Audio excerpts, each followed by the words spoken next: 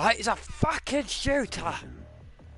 Gosh. Damaged but still intact.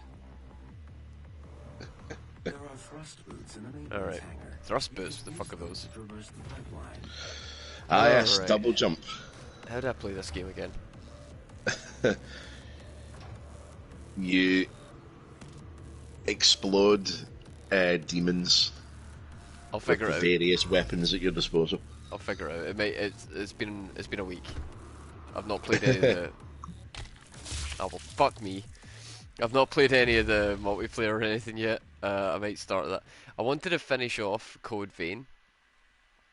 So Right, I was working away at Code Vein with our man Bebop, who's in chat. Hello, sir. I was working away at Code Vein with him, and we were going through Anor Londo, and we were doing, hey Aspara, we were doing stuff like, you know, we'll do your section, then we'll do my section, then we'll do your section, and you know, you only get the Mark of Honor for the boss, and Anor Londo the second time took like an hour, so after that I was like, do you know what, fuck this, it's bullshit for me and I'm the one that wants the trophy, so it must be even worse for him. So what I'm going to do is just speed run through and get the endings that I need, right? Because I only needed 2 endings, because 3 endings, and then that would be fine. So I finished the run, you know, we would just get together and do the Tower of Trials, easy peasy. So finished the run. Yep. Got the ending with all the things that I wanted. Good news. Oh my god, right, how do I play this again? So yeah, that was totally fine. That's how you go on a kill. Then I did the second run, I was like, right, okay, it's the weekend, I'm not doing anything, I can speedrun this, let's go. So, ran as fast as I could, did the next run, didn't do any of the successor relics or whatever. Again, got through it, everything was fine. Yeah. Got the trophy for the 3rd ending. I'm like, wait, hey, alright, so the one for all endings will pop just after it. Nothing happened. I'm like, alright, that's normal. Sometimes it takes a minute. That's fine. So I gave it a minute. Nothing happened. And I was like, okay. What? Alright, I'll go to the internet, the place of information and knowledge for all. And I will see if there is any information, if anybody else has experienced this. And the first and pretty much only thing that came up right away was, this trophy is bugged. Oh shit. Okay, what kind of bug? Is it one of those ones where it just doesn't pop right away sometimes? You've got to do it like again, because you know the game like resets you at the end, like at the boss, so it's not difficult to do just another clear of the boss and get the ending again. Like, okay, maybe it just doesn't pop right away, maybe I just gotta fuck around with this a little bit. No. Turns out, right? Turns out there is actually 4 endings. Who knew? It's just that 2 of them are nearly indistinguishable. In fact, I couldn't tell the difference. So, learning that I had to do a 4th run, I went, oh, for fuck's sake. Speed ran that, so I beat the game 2.5 times in the space of like a day and a half, 2 days. Yeah. It was awful. I hated it, but I did it. Now I just need 199 marks of honor and the game's dead. I can delete it and I'll never have to think about Code Vein again until they bring out a sequel and we play that. Yep. Yeah. Because I feel it's earning. Excuse me. I feel like it's earning a spot as like you know, like as having been a good experience, right? You've been quite into Code Vein, apart from, you know, now when it's maybe descending into drudgery. No, it's been alright. It's been just like a nice little Soulsborne experience for me, which, you know, is one of my favourite genres of game, and the genre that we seem to play the most around here. Yeah. So it was nice getting back into that kind of territory. It obviously isn't as good as Souls. How could it be? You know, that is the king wearing the kingly crown for a reason. But I think it was an enjoyable experience, and if the sequel does come out and it is on Plus or whatever, I think I'll check it out. Nice. I'm really looking forward to that there's been a kind of noticeable gap in my sort of FromSoft catalogue, Yeah. and I'm really hoping that makes on to PS Plus someday, if it isn't already. Use the super shotgun to eliminate 30 unwilling before the timer expires. Alright. What's a super shotgun? What makes it super compared to a regular shotgun? It's a big double-barreled one. Oh. So it's Yeah, just... this is the boomstick. Right, okay. Alright. It's not really... It's not quite the same as, like, Fridge Redfield's 5-barreled fucker from Resi 5 or whatever. It's not even Vincent's handgun, really. Well, this is chunky. Right, enjoy this. This right. weapon feels good. Alright. Oh, it reloads way faster than I thought it would.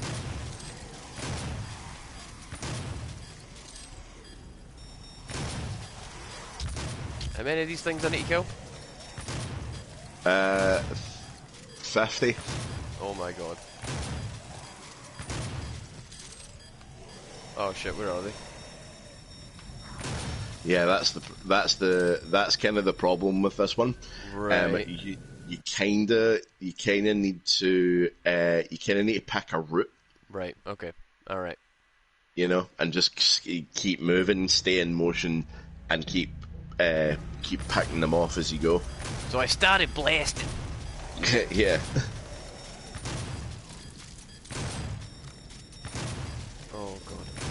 Get closer before shooting.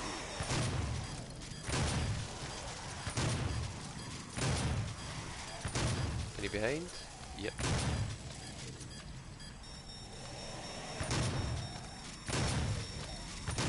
Oh, the concentration's real. You can tell I've gone real quiet. Yep. You don't get these moments from the RPGs. For sure. And it's laser focus. But yeah, you're getting it now. You need to follow the route of where they walk across, and eventually it'll like come full circle. But by that time, if you've not missed one, you'll have killed them all. Yeah, okay. I see the game. Can you guys stop lurching while I'm reloading? It's very rude. I've just not quite got my spacing down on them yet. This is actually the arena from the when you were doing the challenge that had the pistol and the explosive barrels. Oh, cool. It's just been completely repurposed as this. I mean, that's a great thing to do. Ah, glory kills get me more time. Yeah. Sick. Okay. Well, that changes things. I mean, not that, you know, the super shotgun doesn't just instantly mulch most enemies anyway. Oh, come on, lads. Where were you hiding? Where were yous? Yeah, okay, there's at least 4 more over that away. Oh, god damn it. Right, okay. We're not leaving until we do this. We'll stay in this Argent Tower all goddamn night, I don't care. Yeah, I kind of found that with this as well. Like, see the rune trials, because they are so quick, and you just like, they are easy enough to fail, and like when you do fail, you're like, fuck, I'm gonna try it again because I was close that time. I'd take a game that's just this. It's totally a thing. Like I know 100% what you mean. Has anybody done that? Has there ever been like WarioWare but with guns? Well, I mean, we do now have a sort of Mario Maker with guns now, because that was one of the free games this month was Meet Your Maker. Oh yeah, that's right. Which is essentially Mario Maker, but for like I don't know, like an arena shooter. I think it's meant to be a bit like Quake. Yeah. And it's but it's like full level editor as well. And that seems to be, I don't know if it's doing well. I haven't looked it up to see, you know, since it came out, if it's been actually making bank or not, but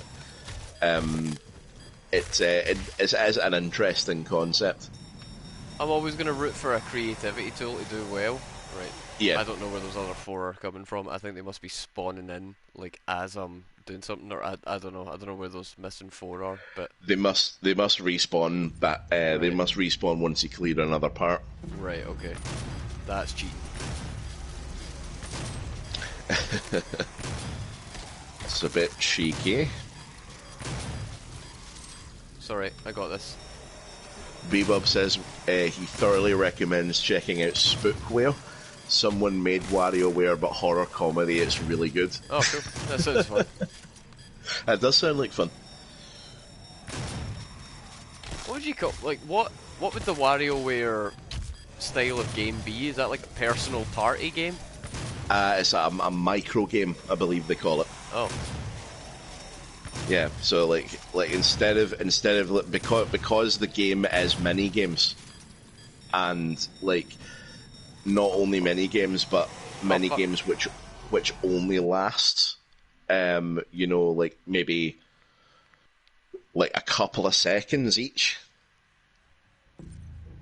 Like I could see the case being for calling it a micro game. It's good knowing that people are happy with things that only last about a second. TEE. Ha ha. Obligatory joke. That is actually What's reality. false? No, wait, what? Where are the dead guys?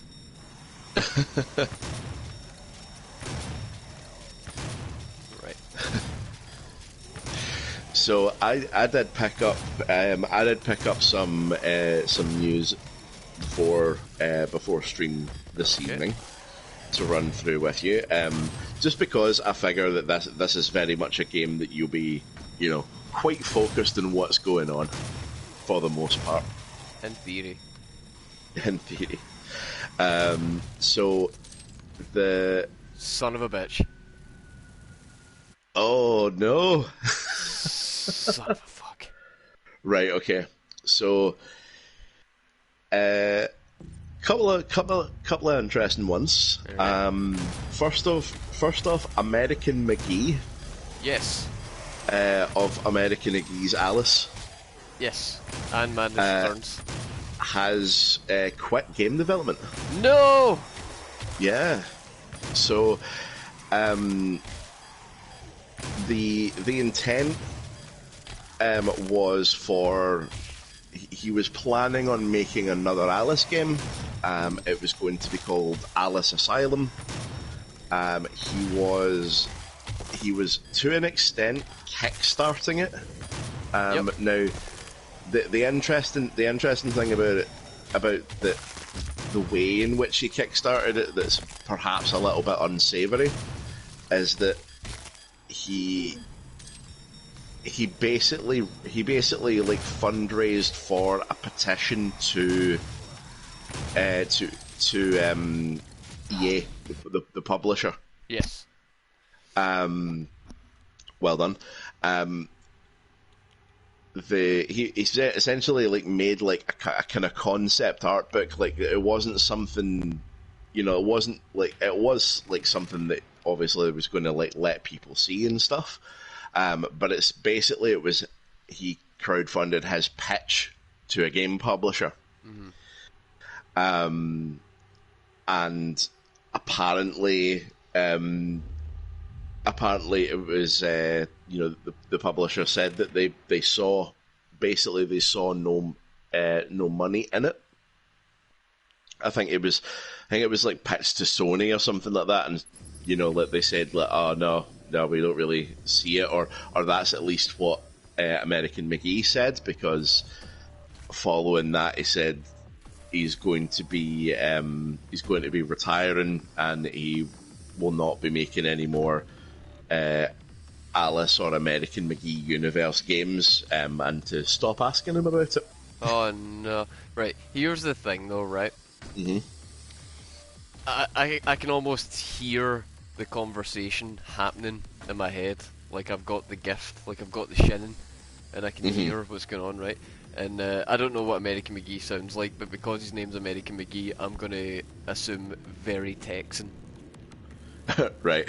Right? So A here's lot a more of an American. yeah, he's like he's true American. American Mickey. American McGee, yeah. Yeah. Apostrophe. His name starts with an apostrophe. McGee. Anyway, so apostrophe McGee.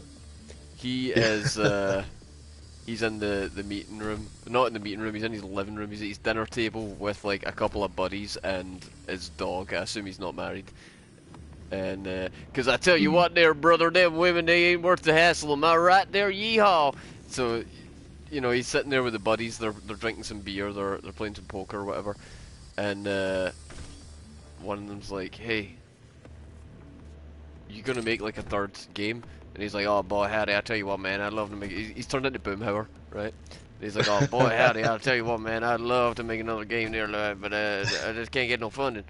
And they're like, "Oh well, you know, there's like Kickstarter." I don't know why he's hanging out with a Scottish guy, but he's like, "You know, there's like a Kickstarter. Like that's like." You know, people put money into that based on how Yeah, much like they want it. crowdfunding. Yeah. So, like, basically what you could do, right, is you could put it up on there, and people that want it will be like, "Oh yeah, I'll back that," and then you'll be able to go to the publisher and be like, "Right, look, I've got all these people that have already backed it. Though it's an installed like fan base, and with marketing, we can get it even further." Come on, man. Do you not remember when we had Madness Returns at Download Festival 2013? And there was that dude called Snake that kept hanging out at the booth and just harassing everybody. We could do that again. And American's like, "Oh, well, I'll tell you what there, boy, I think you might be on something." And then he goes and he runs, he's like, "Oh, I tell you what, now everybody's gonna love it, right? Everybody's gonna back it." Then he put it up and like fucking nobody backs it. And he just went to Sony like, I don't know what happened. I swear people want it. They just didn't back it, I don't know. And Sony were like, "Well, thanks, but no thanks, American."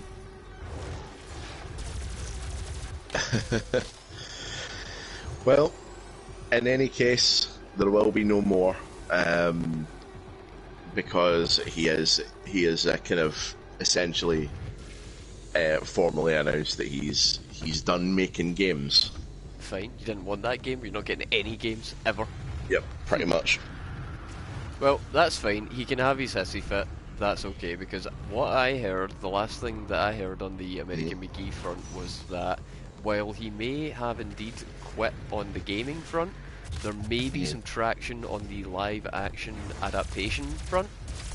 Right. Last Okay, I heard, there was at least talk, if not development in place for an Alice TV series. Right. And from the last thing that I heard, and this will need further investigation to verify, but from what I heard, the name that had been attached to produce, if not write it, was David Hayter. Right, okay, interesting. If anybody's not familiar with David Hayter's body of works, he did X-Men. Mm-hmm. You know, the X-Men movies, they were pretty good. Looking back on it, they were great. Obviously, Snake in Metal Gear. Mm-hmm. He was in Bloodstained. That's sick. And I'm sure he's done other stuff, but that's the stuff that we know him from. Yeah. So that would have been really cool. We need to look into that and see if maybe American's switching sides. He's like, "Oh yeah, you know what? Games aren't the future. We're going all the way back to TV."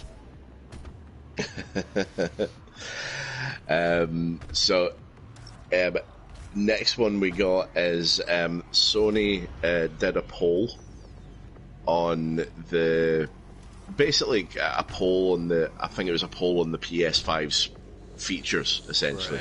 Right. And there was a rather amusing result that came out of it. Most players apparently don't care about the features of the fancy DualSense controller. What? Yeah, so obviously Sony has been quite, it's been quite kind of heavy-handed on letting us know that their controller is a little bit special this time around. That's the thing that I'm the most excited about, because Yeah. I think that's really cool. Yeah, so like I do too. Like see things like haptic feedback. That's cool. Yeah. There's like the fact that there's apparently adaptive triggers that will change. Their ability to be pressed will be changed based on like in-game things.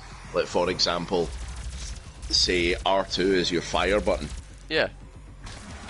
You can press and press and press and press R2 until maybe you run out of ammo, and then all of a sudden it clicks. Right. Until you reload, and then you can press it again. Here's the world that I want to live in, right? And this is why I'm so excited about haptics. Imagine a world where Konami they get their head out their ass and they go, right, okay, we're making Silent Hill 2 remake again. I guess we could give that little old thing, you know that other thing that we have. We could give that a shot, right? And then you finally get Metal Gear Remake, which I know, Twin Snakes, GameCube, whatever. It's like 3 generations later, guys. Let me have my dream. And then we get this moment with Psycho Mantis, but instead of it being Psycho Mantis going like, "Ah, so you like to play Suikoden? Ah, you like to play Konami games?" Fuck, I love his original voice. It's so good. But anyway, so yeah, instead of having Psycho Mantis doing all that shit, right? He could be like, "Oh, Snake, your controller seems to be malfunctioning. What happened to your triggers?" He's turned into fucking Salazar all of a sudden. Yeah. But anyway, so he's like, he turns your guns off. Yeah, he's like, "I'm gonna fuck with your controller," and all of a sudden your shoulder buttons don't work. How cool would that be? There's so many ways you could fuck with people with that. That'd be great. Like, do you remember being in the 90s and that fucking controller was just rattling across your floor and you were looking at it like, well, god fucking damn, if that ain't the coolest shit I've ever fucking seen. This guy, oh my god. Can you imagine what the moments we could get with haptics? Why aren't people more hype about this? This is the kids that weren't there for Psycho Mantis. They don't know. But right, here's the point of the what people are saying, right? Let me boil it down a bit for you. One more eye on it, because I just remember playing it as a child and that happened, and I was sitting there looking at the pad rattling across the floor going, "Dad! Dad!" Amazing. The best. Alright, continue, sorry. Yeah, so let me boil it down a little. So, a lot of people, like, they say that it is good in like standout moments. So like so there'll be a moment where you get like a sort of weird tingle from the pad, or you get like the R2 trigger lip, instead of being a hard, just a sharp press, it's a graduated press, like that kind of thing. Yeah, Olivia doesn't look so good, huh? No, what you said went in.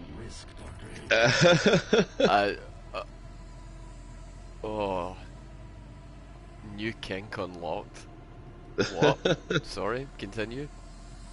Fleshy. Jaggy. Wet and dry. Yeah, how can someone look so wet and so dry at the same time?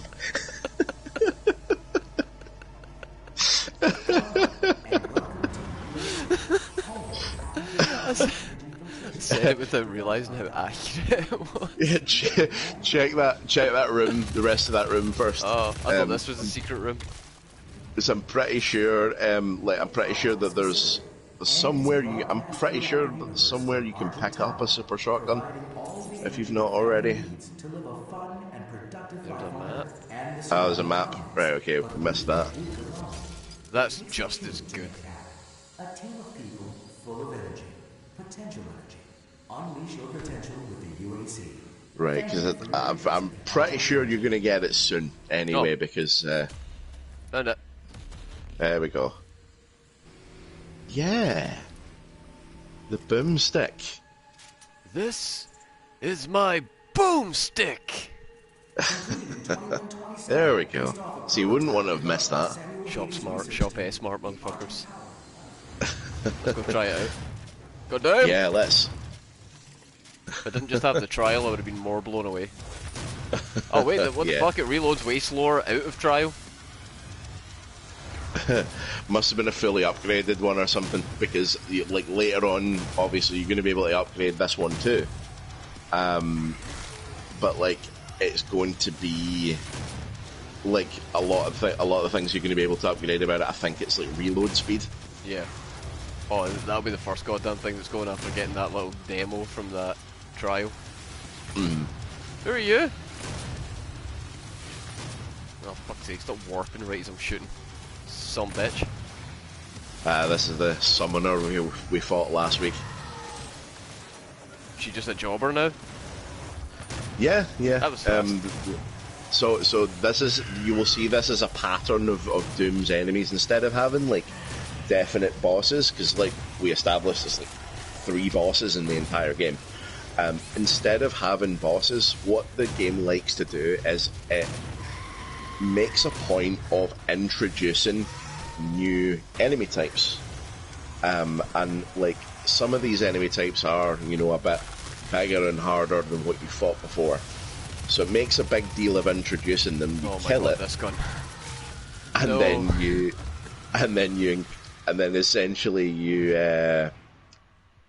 encounter it later, and you go, all right, yeah, I've done this. Yeah, I got a trophy. So, yeah, like, oh shit, I totally forgot the point I was going to make on that. Game 2, Yeah. much happen fast, Ha- press. It's the controller, the haptics you were talking about. Yeah, That's what we're talking about. man, I was excited from that from day one, but maybe I'm just a sucker, right? I don't know. I think it's going to be cool, but I think like what people were saying about it is that yeah, there are standout moments where you get like a thing to do that the controller does, like the controller microphone on a PS4 one. You know, Yeah. like not you don't often expect it to use its speaker very much. Or to blow on it. Remember when that was a thing we were getting told to Yeah. do? Blow on the controller, cool it down, it's very hot.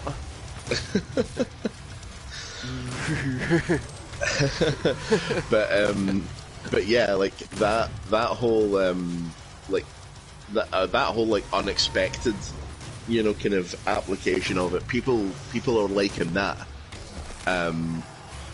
Like moments like in KH3 that you did the other week, and it was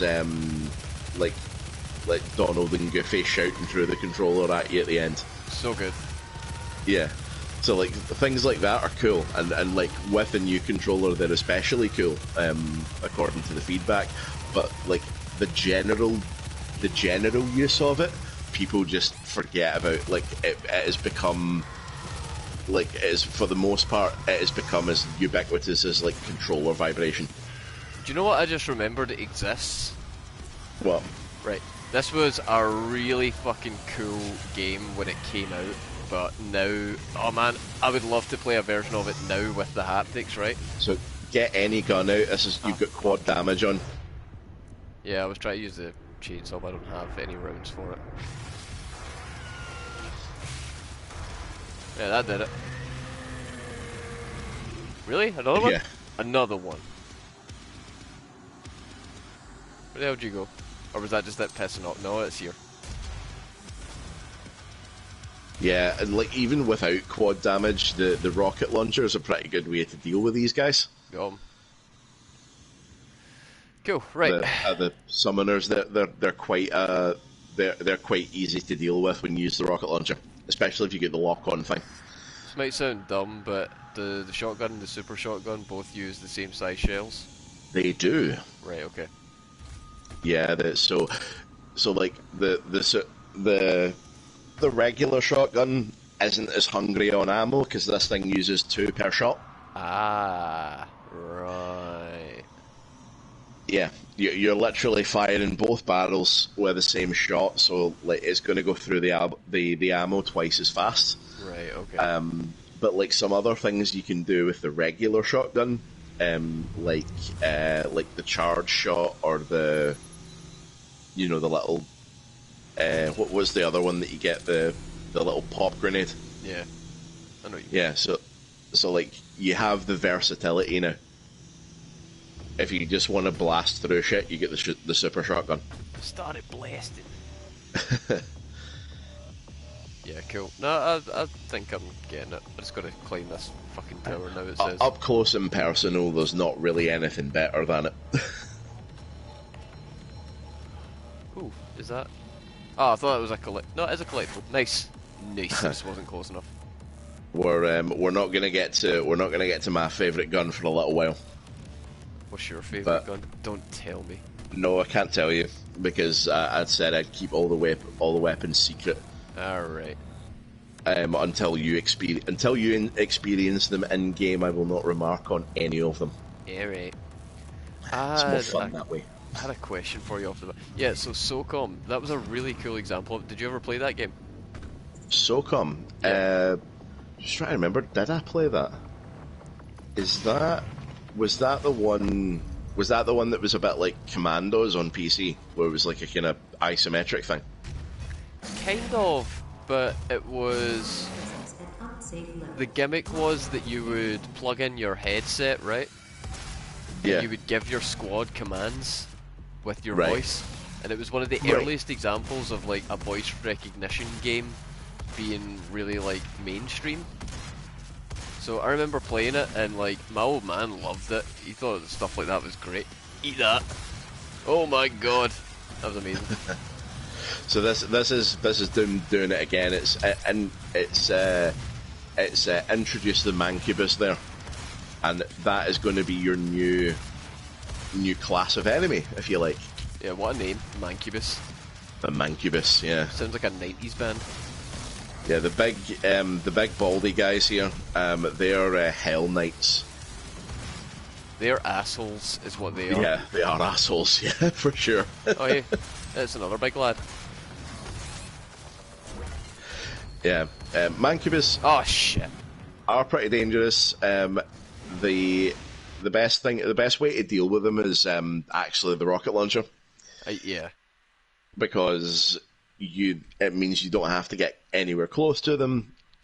Like their distance shots are quite easy to dodge, whereas the flamethrower is less so. Realistically, what is the rocket launcher not the best weapon for? Close stuff. Smaller enemies, but it's not really as useful. That it's not really as efficient. Because on smaller enemies, you're better using like regular shotgun or the machine gun. It's about applying enough force to do the job. Fuck that. Oh, there really isn't much going on when you are doing that. I'm forgetting everything because I'm so distracted by what's happening in front of me. Yeah, but like with there's definitely a right. It's not like there's like a right answer for each enemy, but like there are some things that just work better, and that like you can still get by without it. Oh, fuck me. But Oh no, I wanted that health. Fuck you and your fire. Ah, Son of a bitch. remember your machine gun now has missiles on it too. Yeah. I gotta. How is that I use them? Is it L2? Yeah, so it's the alt fire. The micro missiles. This is where my choice of difficulty is going to catch up to me. Yes, I think this is part of the problem. No problem. I'm enjoying it. It's No dragging it. problem here. It's making this more like a Souls experience. See, I think that's the thing that Souls Can you games teaches you soulsify to. everything now? Yeah. It almost gives you that cope for every defeat to be like, nah, it's fine. It's just like a Souls boss. I just have to get good. You almost convince yourself that literally every encounter in every game there is a way to do it. You just have to if figure only it out. you could be good enough. Yeah, and that's kind of what got me through Kingdom Hearts, right? Yeah, I mean, like in the late stages of this game, playing good feels pretty awesome. Even right now, playing adequate feels great. But yeah, alright, I got one for you. I'll get to chatting for a hot minute. Okay, you got one, so I can reload. Yeah, I got a spicy one for you. Okay, hit me with it. Speaking of spicy, I'm getting spicy right now, apparently. I've got no health. Right, okay, so, remember we were talking about our man, Big Gary Bowser, Yes. and how Nintendo slung down the long cock of the law? Yes, they and did. Just absolutely shafted him with it, full length, tip to base. Yep. Yep. Went in dry. Oh yeah. It was awful. Yeah. Yeah. No one was having a good time. So they really went for it. This guy's going for 20-30% of his income for life for hacking their systems, right? Yep. Now, I don't know, some people might say fair enough to that. I don't know if the punishment fits the crime. Actually, I feel like it doesn't. I feel like the guy served jail time, that's plenty, right? But, like, holy shit. That's a lot. Yeah. But, some companies appear to have taken that as a challenge. They've seen Nintendo doing that, and they've gone, oh yeah? Well, you know, if anybody messes with us, you don't want to mess with us neither. No, we're just like Nintendo, if not worse, actually. And one of the biggest contenders that has came out recently is one of our favourites, Wizards of the Coast. Yes, I read about this. This was pretty shocking, actually. But do go on. This was amazing. Uh-huh. Alright, so our story begins with a young man who has a small YouTube channel, about 3.5 thousand subs. You know, it's nothing to sniff at, but it's not anywhere in the realm of a million, the coveted million. It's not even 100. It's not even 10,000. It's not even 5. But, you know, 3,500 subs, not bad. Fair play to him. But not exactly the biggest channel, not the biggest exposure. So, he must have been given the local trading card game store handies or something, because he was able to break Street Date and get his hands on some of the new set early. Ooh, breaking Street Date, you can't do that. Used to get people in the shop all the time going, you could have just break Street Date, I won't tell anybody. And I went, I don't give a fuck who you, what you say, I don't care who you are, I don't care how much I trust you, no. Because that's bad. Yeah. They will come after you if you do that. It's very, very bad. Well, this guy just ignored the warning signs. He saw the thing that said fire's hot and he went, alright, cool, I need to touch it and find out how hot it is. And what do you feel like is the appropriate response to somebody breaking Street Date and making some YouTube videos on the content of the set? So, I mean, I would say probably the appropriate and what many people would probably accept as a reasonable thing is that, you know, maybe this individual would receive a DMCA or like a copyright notice or a cease and desist letter if you want to get legal. But that's not what happened. Oh no, I think that like the appropriate response to something like that would be, first of all, just ban the dude from Wizards events and sites and stuff like that for breaking Street Date. You know, absolutely, that can absolutely happen as well. Yep, ban like, simple. But in terms of the content, you know, like if it's an offending or infringing content and flouting the fact that he did break Street Date, then, you know, maybe like some form of takedown notice for his channel wouldn't have been out with the realms of possibility. Oh no, for sure. Like Yeah. the copyright thing in this case, inarguable. You know, Yeah. no way that should be getting streamed. No way that should have been getting released. So ban them from Wizards. Take down the videos. This all seems pretty cut and dry at this point, right? What I wouldn't do is what Wizards of the Coast did, which was. Would you like to tell the boys and girls, or shall I? So, Straight in, no hesitation. of those people here assembled, anyone who's listening right now, if I said the word Pinkerton to you, what do you think that? What does anyone know what a Pinkerton is? Oh well, I've heard of Breaking Bad. That's clearly the guy from the Breaking Bads. Yeah. So what? They sold him meth. No, no. So I am.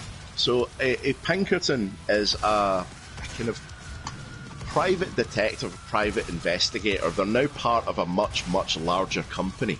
I believe the correct acronym is a PMC, which if you It is played Metal Gear indeed. Solid 4, you'll be very familiar with. Yeah, so it is a PMC or paramilitary organisation, which they have in the past acted as, you know, kind of enforcers. That they, you know, like, and they were famous for it. There's a word for what they are. Yeah, they're kind of I mean, like, see if you've seen. If you've ever seen like, any of those, like, you know, terrible, like, trash TV shows, like Can't Pay, We'll Take It Away, like, they are like, they're like kind of halfway between that and like, what was it, Blackwater Security? They are essentially like Dog the Bounty Hunter, but like the real deal. Only like, yeah, only serious. Yeah, like these guys will murder people if you pay them enough. No question. Oh, no, asked. it's all defense, Yeah, all yeah. security, not Yeah, they've got murder. they've got Goodness me, protection no. rifles. Yeah, it's only those protective good guy guns. Listen, if you're threatening our freedoms, brother, I don't care where you're from. You're gonna get you the hot end of some lead, brother. I'm telling you, yeehaw. So, Also, you know, as a little video game connection, Booker DeWitt of BioShock Infinite is a former Pinkerton. oh my goodness, I didn't actually know that. That's cool as hell. Yeah, it's referenced in the game. Like, see the one where you go to the museum, and it's like the sort of Chinese war, Yeah, the Boxer Rebellion, and it's like one of Booker's like kind of old like you know, mentors or squaddies that's like in a sort of shootout with you. yeah. I never understood that shit. Yeah, so yeah, because Booker was a Pinkerton, that's what that was all calling back to.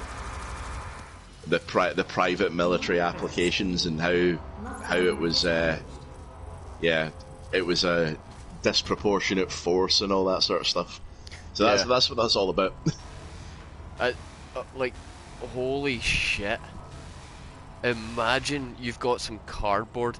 They send armed people to this person. They sent mercenaries. Yeah, they sent Booker to wit. They sent actual full-on IRL, no jokesies, no take backsies. These guys are actually mercenaries. Yep. These guys are the star of the game, Mercenaries. Do you remember that game? Yeah.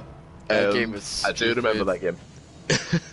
I liked that. That was in that wild time I gave him where it was like, how can we just destroy the most shit? I don't know. Yeah, one of the guys that I think like one of the only I think it's the only channel I kind of pay for content from on Patreon, which is a guy called Matt Colville. Right. It's he's kind of like the DM's DM, if you like. Right. But he also has a bit of a back catalogue for like stuff he's credited for, and he actually worked on Mercenaries and Mercenaries 2 Oh, really? in the scenario writing department. Oh, cool.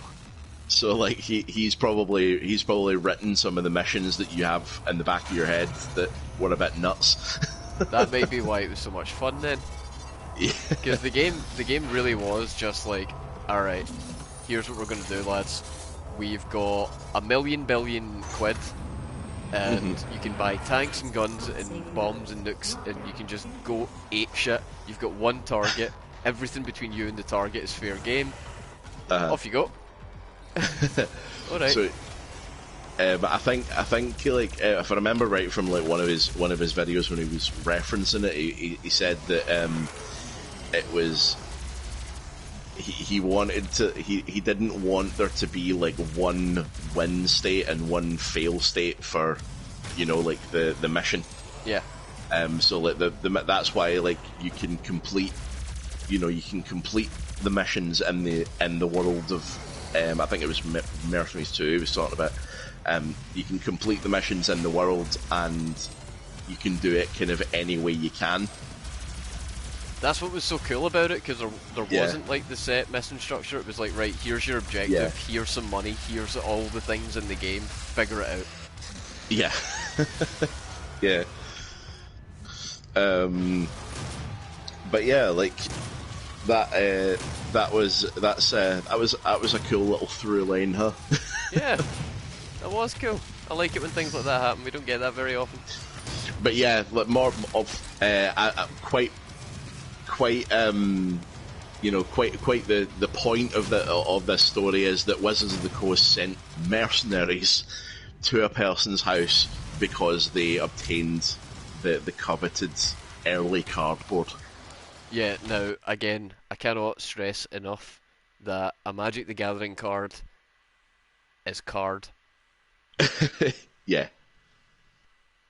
And if you are in possession of certain bits of card at just the right time, mercenaries might come to your door wearing Wizards of the Coast jackets.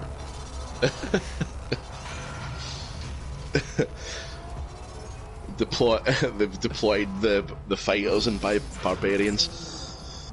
Like, oh, holy shit. It would have been better if they sent D&D cosplayers.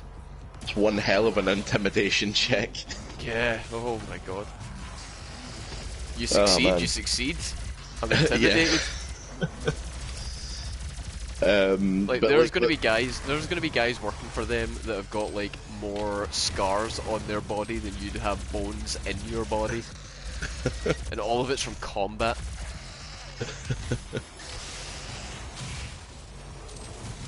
That's terrifying, man. Yeah. There's been actually kind of brings me neatly onto there's been a few like kind of crazy legal things happening. There has, yeah.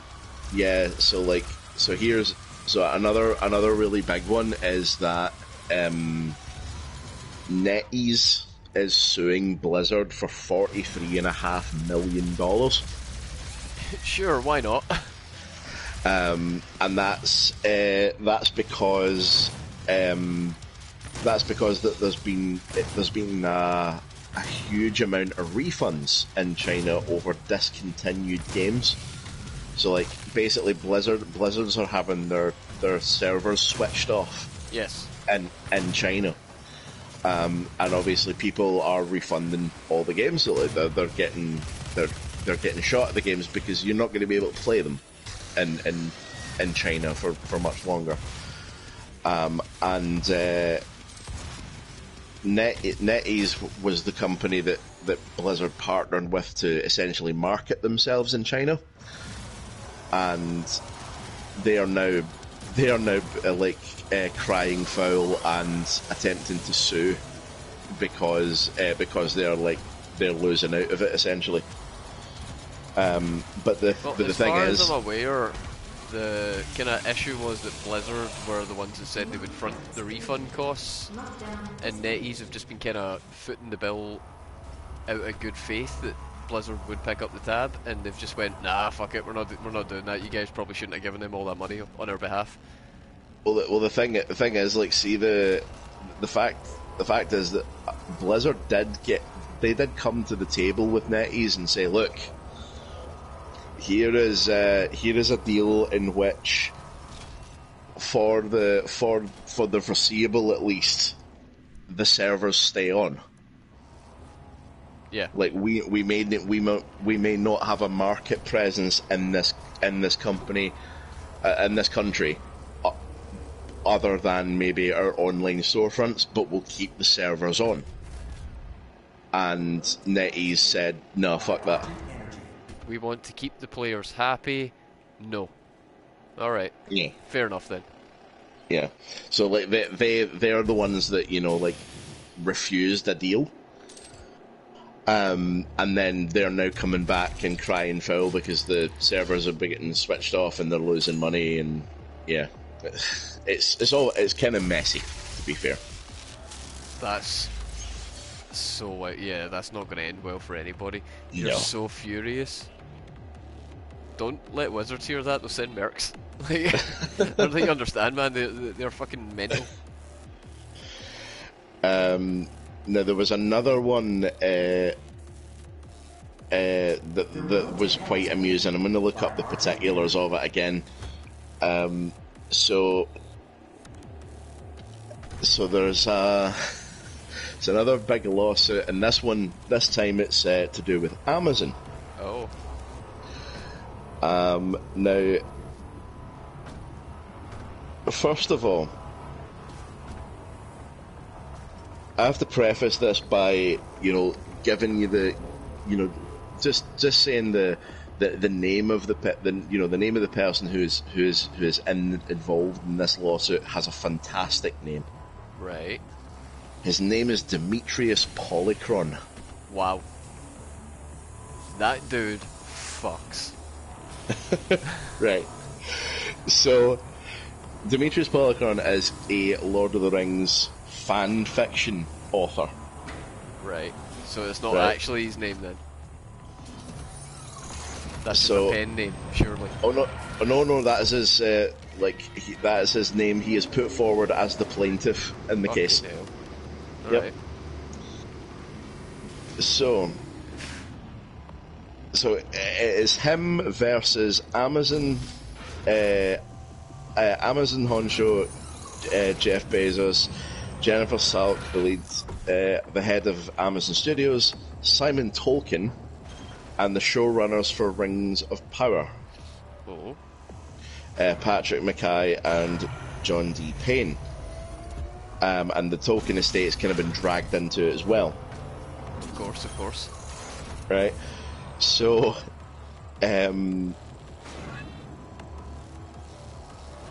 so Polychron has written a book, right?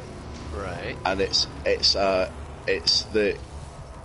called it the Fellowship of the King, right? The Fellowship of the Return of the Two King Towers. Right. Now he's said that he claims to have registered this book with the U.S. Copyright Office in 2017, right? Right. And he produced this book as like a partial history of the Second Age Right. of Middle Earth, right? He reached out to the Tolkien estate for collaboration, and this was to no avail. So he didn't get the response that he wanted. Tolkien estate weren't interested in collaborating with him. Sounds about right for them. Right? Now, he still hand-delivered a copy of his manuscript, right? And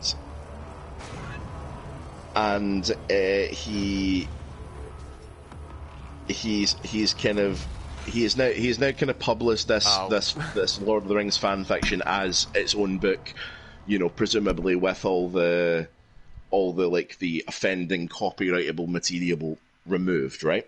So he's now alleging that the plot line of Amazon's Rings of Power Right. is he's now arguing that that is too close to his book, Oh, wow. right? So this is this is like and of course it's a crazy amount of money. It's going to it's thrown into the mix here, because obviously you know how much of a budget Rings of Power had. Yeah. I just So, right. so this guy's alleging that the story that was presented to us in Rings of Power, you know, whether it's shite. You know, that That's is what I'm getting hung up on here, because I'm like, right. even if it's true, why would you admit to writing it? Well, I mean, for the if it is indeed, you know, this guy's story that he made and copyrighted, then Oh, for fair. fuck's sake, this fucking tower. I didn't even move. I didn't even move. The environment fucking pushed me off. Yeah, you gotta love it when a game, deciding that it suddenly wants to be a platformer for like a level. Oh, this is such a Bethesda thing to do. This all the time, honestly, all the time, and they're just Yeah. not made for it. So I'm gonna try and see. I'm gonna try and see what the demand is for this, because there must be a figure somewhere.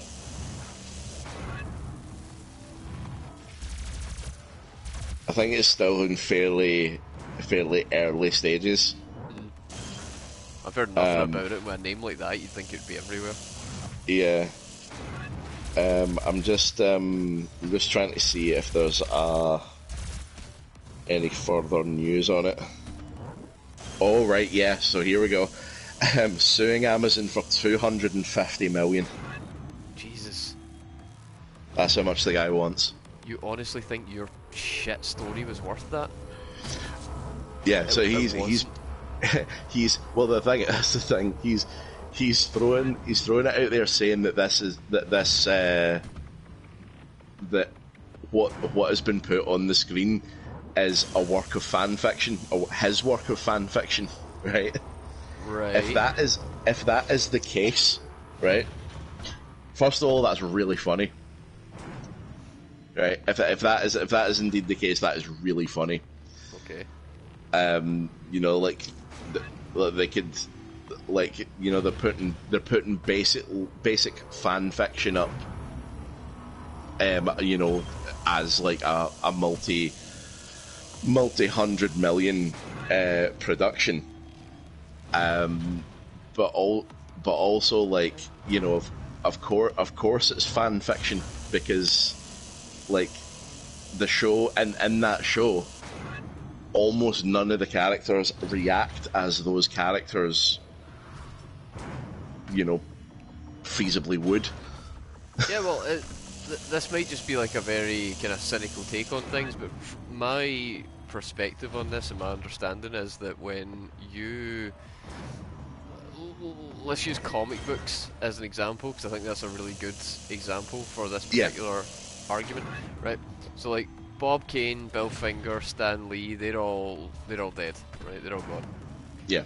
But the characters that they created are still going. It's you can still go out and buy Spider-Man comics today. You can. I wear a Spider-Gwen hoodie like every day. Mm-hmm. You know, like it's still an extremely popular thing.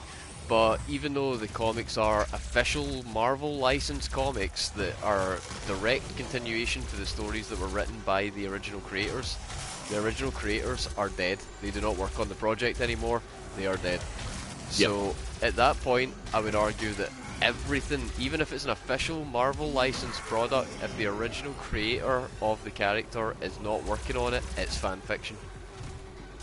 And I would argue that for pretty much every character, really. Like, there are people that write way better fan fiction than others, for sure. You know, that's why we get like our Oh fuck! I've not read a comic in so goddamn long. I've forgotten his name. Well, I The mean, dude look at that's really the good at fucking Scott Snyder. yeah. Yeah. Well, So I mean, that's how we get Snyder and Capullo runs. But that's fan fiction still. yeah, and I mean, like there's there is an example that we've already spoken about a bit on this stream, which was American McGee's Alice. I mean, like obviously that is a fairy tale of Lewis Carroll Hmm. that has been adapted to be, a sort of edgy, atmospheric sort of platforming game. Yeah, it's Grimdark Alice. Yeah. So that in itself is a kind of, it's an adaptation, not kind of a derivative work in some places, but an adaptation for the most part. Yes. Right. So like, I suppose that then, that's when all the kind of weird copyright holding things come into play. There was a story I had read, it was in connection with the American McGee thing, and it was the fact that, obviously he made that adaptation of the original, right? Hmm. But yet the rights to it are held by a publishing company, and that publishing company has had the say so, basically to say, oh no, well, we don't think it would sell, so we're not going to give you money to make it, but we don't want you to make it. We don't want you or anyone else to make it. We want to make it, but not right now, not with you. Yeah. Yeah, like that's and like, and it's one of the, like, the whole copyright hoarding thing. Konami's terrible for it as well, of course. But Uh, like, okay.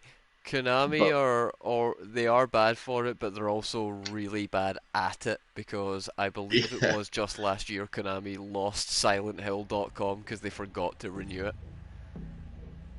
yeah, that was kind of funny. But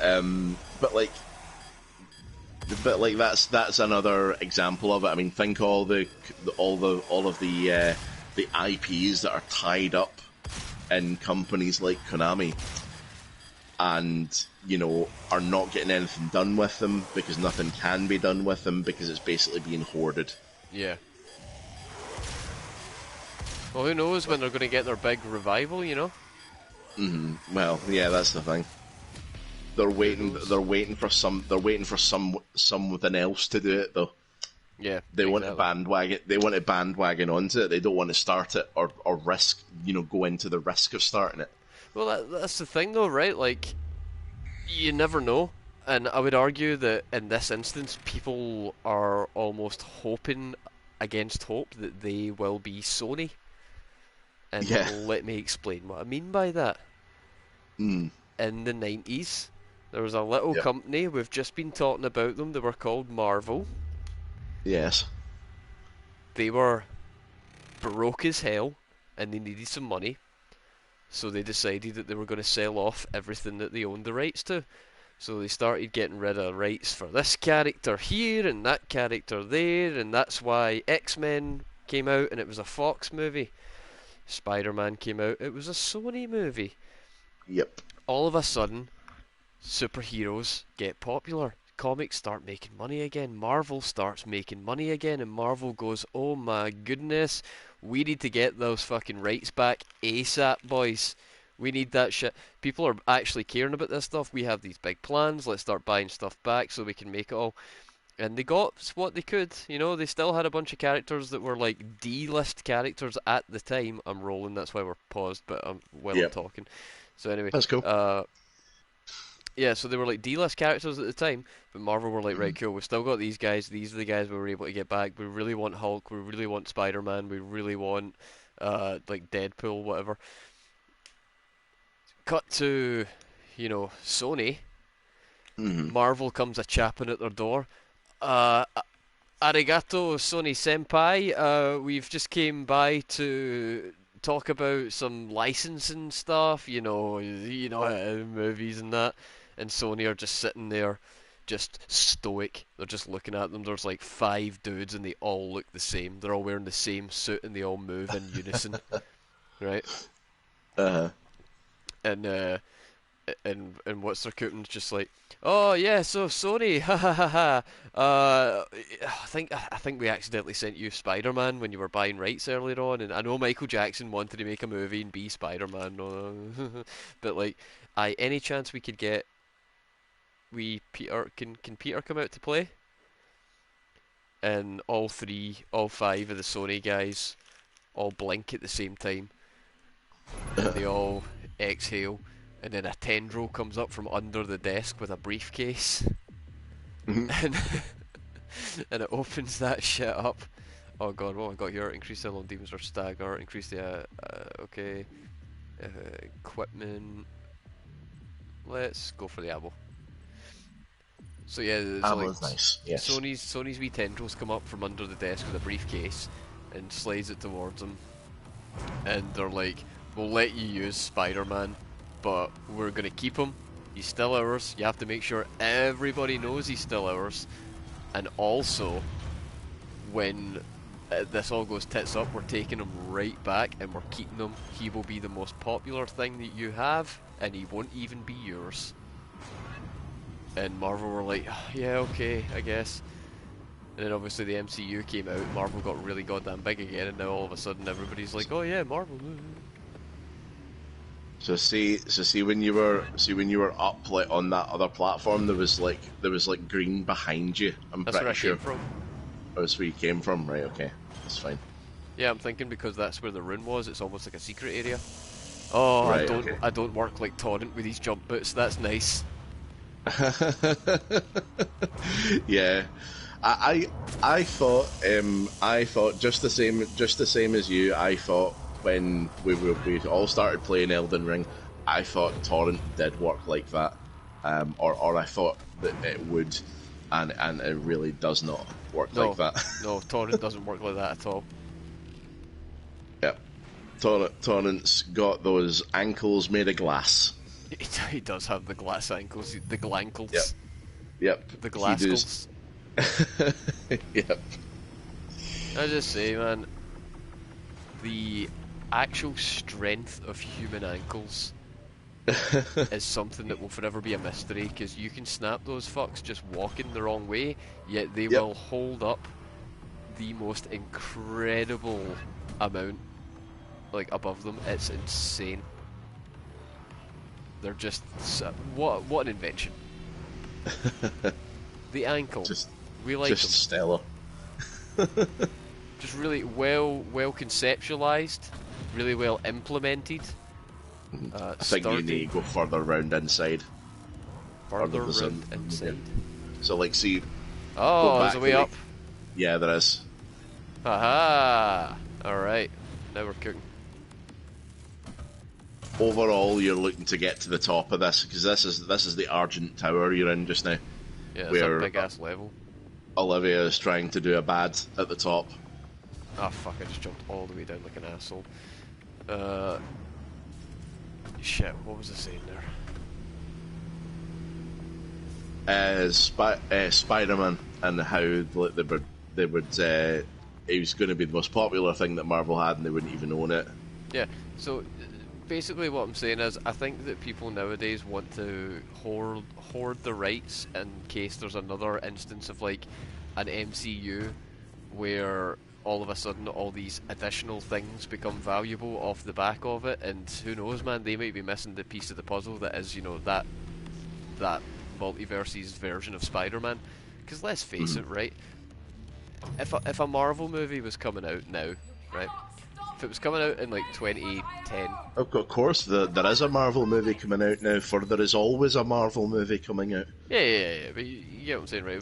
Back in like the first time round in phase one, a new Marvel movie's coming out, and you're like, oh my god, new Marvel movie's coming out, we're gonna go see it, right? Yeah, we got to see it before everybody else sees it, so that we don't get spoiled. Oh my god. Everything since then, it's just been like, I do not care. I don't care. I will watch other people watch it and tell me what they thought of it before I go and pay money and watch it myself. And I think most people if not feel that way now, are getting there. And Welcome to the UAC. it's not good for them. It's really not good for them. Like, holy shit, they're, especially with what's going on with Kang. God damn. Oh yes, that's very unpleasant at the moment, isn't it? Yeah, but like Guardians 3, right? I feel like Guardians 3 almost has the same air as Guardians 1, Aye. but for different reasons. Because when Guardians 1 came about, nobody really cared because nobody knew who the Guardians were, and the movie came out and it was so good that now everybody knows who the Guardians are. Mm-hmm. Whereas I feel like this one, it looks fine, it looks just great, but the fatigue is set in so strong that now I'm looking at it like, oh, why do I care about the Guardians?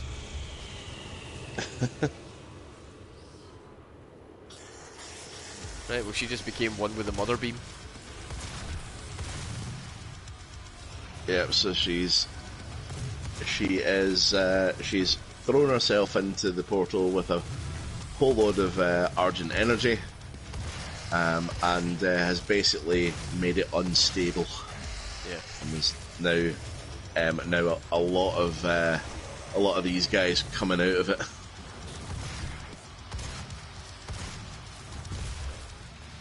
Oh, that's right. We've got the rockets. Yeah. And this map, much better, much more cover. Oh, hi, big lad. How did you tank those rockets? What the fuck? And now he's meleeing me? Alright, cool. Right, well, before we get back into that, I'm gonna go to the toilet real quick, and then we'll get on to the next thing. Love that, just pulling your arms off. Dog shit, man. Right, I'll be right back. Alright, so getting dramatic now, and Doom, we're basically right at the end of this level, and we'll be taking an interesting turn from here. For those who know, for those who don't, enjoy. So we're talking about things getting, locked up in IP. Is anyone like out there? What's your favorite IP that's not used enough? Like what do you make what do you wish they would make a game or a movie of that just is being underutilized and underused? Castlevania, that's a very good answer. Although the animated series of Castlevania is bang on. And Blood, yeah, you do have Bloodstain now as well. Apparently, like, Konami have been, like, paying, according to a press release that Konami had quite recently, they've been paying attention to the fact that people are really liking the Castlevania DLC for Dead Cells. And Right. they've noticed that people are liking that. What that means, probably another pachinko machine. Just Konami? Yeah, so I was basically saying how Konami have said that they are aware and they have noticed that Castlevania is popular or of interest because they had the Dead Cells Castlevania, and like people are reacting quite well to that, and Konami have made a point of saying on social media that they have noticed this. Yeah, I mean, it is about time that we got a new proper Castlevania, but the question then remains, will it be a 2D Castlevania or will it be a 3D one? Because the reason we've not had a Castlevania recently, well, that's because people didn't like Lords of Shadows. I thought it was fine. People really didn't like Lords of Shadows, and they really didn't like Lords of Shadows 2. But they really like that animated series. Oh my god, I genuinely, I think I've said it before, I'm going to say it again, that might be my favourite anime I've ever seen. Really? I genuinely think that has one of the strongest endings, and that goes a long way. It's pretty fucking good. Yeah, like, it is pretty good. I'm looking forward to more of it. Hope we Yeah, get more when's the of it. next season coming out? I know, because it's Wait, what? because it already seems that it's been it already seems that it's been long enough since season 4. It really does. And the next one's gonna have as Richter. Yeah, that would be good. Yeah, I'm pretty sure the next one's gonna star Richter, which I guess in this timeline would put him as Trevor's son or grandson. I don't know. The only thing I know for sure is we will see Alucard again, because you know it's Alucard, baby. So, what happened there, of course, was when the Argent Tower blew up, you got sucked into Hell. Oh, sick! We're taking the fight to them. So the Hell portal is now open on Mars, and demons are pouring out of it. And now that you're in the Hell dimension, you need to find a way back. No, I need to find a way into the center. Well, it is saying that you should kill everything on the way. Absolutely. Right, hang on, let me just finish this. So, there's something very cool coming. I just learned about this before we came on Oh, stream, really? and I'm very Okay. happy about it. Alright, Okay. so, a little bit of backstory here. Mm-hmm. There was a boy. And this boy, A wee lad. he was a wee lad, and he had massive teeth. Massive teeth. Like, his teeth were about the size of, like, your thumb, each of them, right? Just some big teeth. Yeah, and his picture went on the internet, and everybody went, ugh, what the fuck is wrong with your teeth? Get those away from me. Those are disgusting. You're a freak. Get out of here. And the wee boy went, oh, it's not that bad. But the wee boy's dad went, aye, alright, fair enough, I'll get his teeth fixed. And they took him away and they brought him back and he looked much better. His name was Sanic.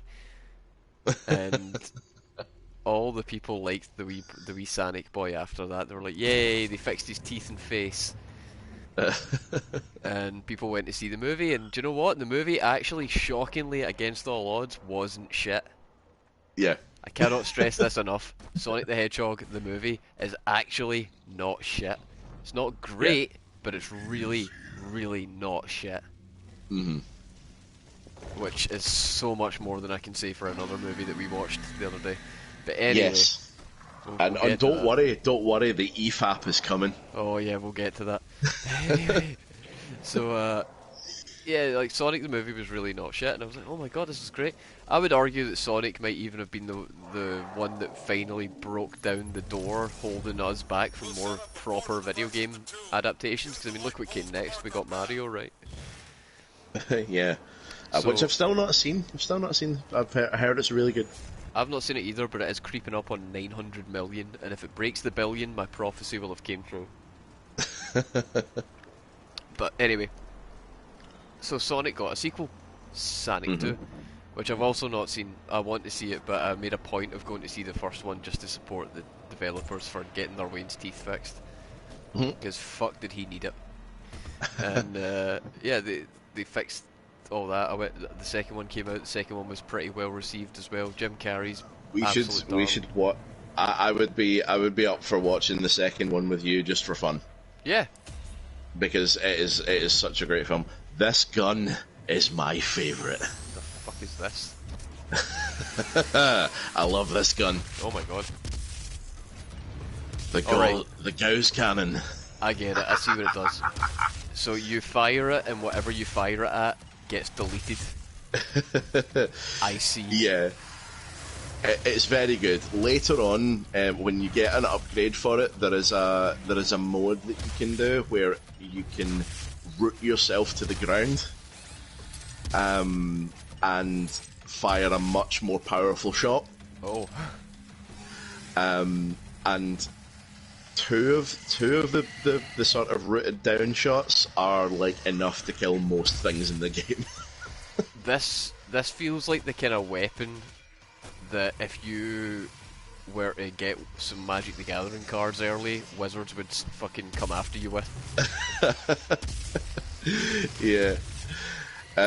So yeah, it is super cool. It uses the same amount of uses the same type of ammo as the plasma rifle. Oh, right, okay. Yeah. So it uses the exact same ammo. Most of the ammo types are kind of paired for the Yeah, remaining. I'm seeing a pattern here, so weapons. does that mean that the next weapon, the final weapon, by the looks of the weapon wheel that I unlock, will have heavy machine gun rounds in it? That is a fair assumption. Right, okay. It's also not the final weapon you get. Oh. Yeah. Well, I suppose, yeah, I do have one particular series, bad boy. Yes, there is a weapon that usually appears in these games, which has not yet appeared.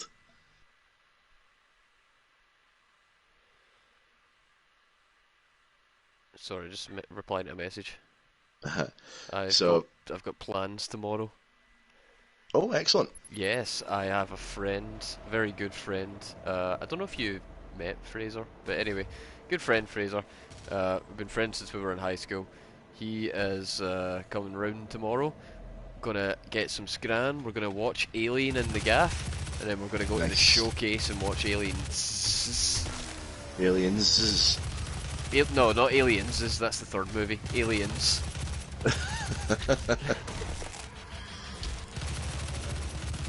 It's a very simple naming convention. God damn it.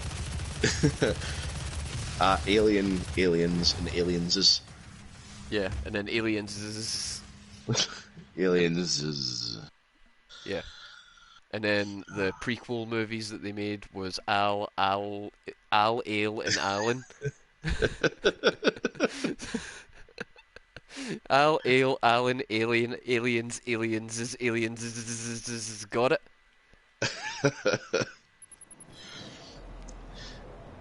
Does that mean Aliens versus Predator is like a hella way back machine prequel because it's just AVP? No, that's just its own thing. That's just you're just being silly now. Just being silly now. All right, okay. So interesting to see where the line is with you. Funny thing about the line is it's always at my feet. Brilliant. But like the last weapon on the weapon wheel is it is obtainable in hell. It's you can get it afterwards as well, but like it is obtainable in hell. I think it's only available in a secret room. I like secrets. So it's like tucked in a cave somewhere. Which if you are like kind of thorough about checking all the little nooks, then I don't see why you wouldn't find it soon. All the nooks are full of mooks right now. So yeah, anyway, the cool thing I was talking about. So Yeah. Sonic got a sequel, and that was very cool. I am happy that it got a sequel. I've not seen it. It might be shit. From everything I've heard, it's just fine. It's not shit, it's great. It's not necessarily great, just fine. Which, you know, in today's movie climate, that's pretty damn good, to be honest. Anyway, let's put a special door. Yeah, so you need a yellow skull to get in there. Ah, right, okay. Skull keys. I get it. Yeah, so there's a blue skull door and there's a yellow skull door, and you need a skull key to get in. I get it. Oh, that asshole wasn't down there that time. So yeah, Sonic is getting something new. Is he? It is not a third movie. Okay. Oh no, I have heard about this. Do go on. Yeah, so we're going to be treated to a TV series. It's going to be live action, and it is going to star Idris Elba's Knuckles as the protag. Indeed. Yeah, our Knuckles the Echidna spin-off series. I wouldn't have thought that would be the next place they'd go. No, I would have never guessed. But you know, now that they've said it, I'm like, that'd be hype. I'd watch that. That's literally the only thing on Paramount Plus that could potentially get people interested in it, I think. Yeah. Unless, excuse me, Halo Season 2. Yeah, maybe Halo 2 will be worth it, huh? Yeah, The Adventures of John Halo, Master Cheeks.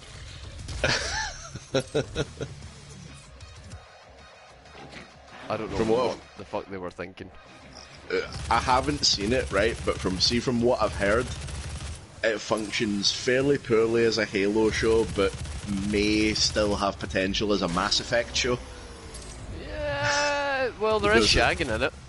Yeah, because and potential for interspecies shagging. Aye. Yeah. That's pretty much that's the difference in it. Oh my god, I think we've just discovered a formula here. No, hang on, stick with me, right? Right, okay. This could be how we make our millions, right? Okay, chat, get involved in this as well, right? Okay, let's do it. Take something that is absolutely beloved, top of its franchise, god tier shit, right? Mm-hmm. We'll start with something that I know you love. Lord of the Rings. Yep. Right. Take Lord of the Rings, and you just add a power of shagging. What do you get? What do you get? I mean, the instinctive answer, and it's the wrong answer to be honest. But most people would say like Game of Thrones, but Acceptable. But no. Yeah. I was thinking The Witcher, but Game of Thrones is probably a better one-to-one. So there you go. There's more shagging in that, yeah. There you go. Game of Thrones, cultural phenomenon, right? Power of shagging. What was the first thing that we said? That it was the Halo TV show we were talking about right. first. So Halo, right? Spaceman in space doing a shooting. Yep. Right? Mass Effect, exact same thing. Power of shagging.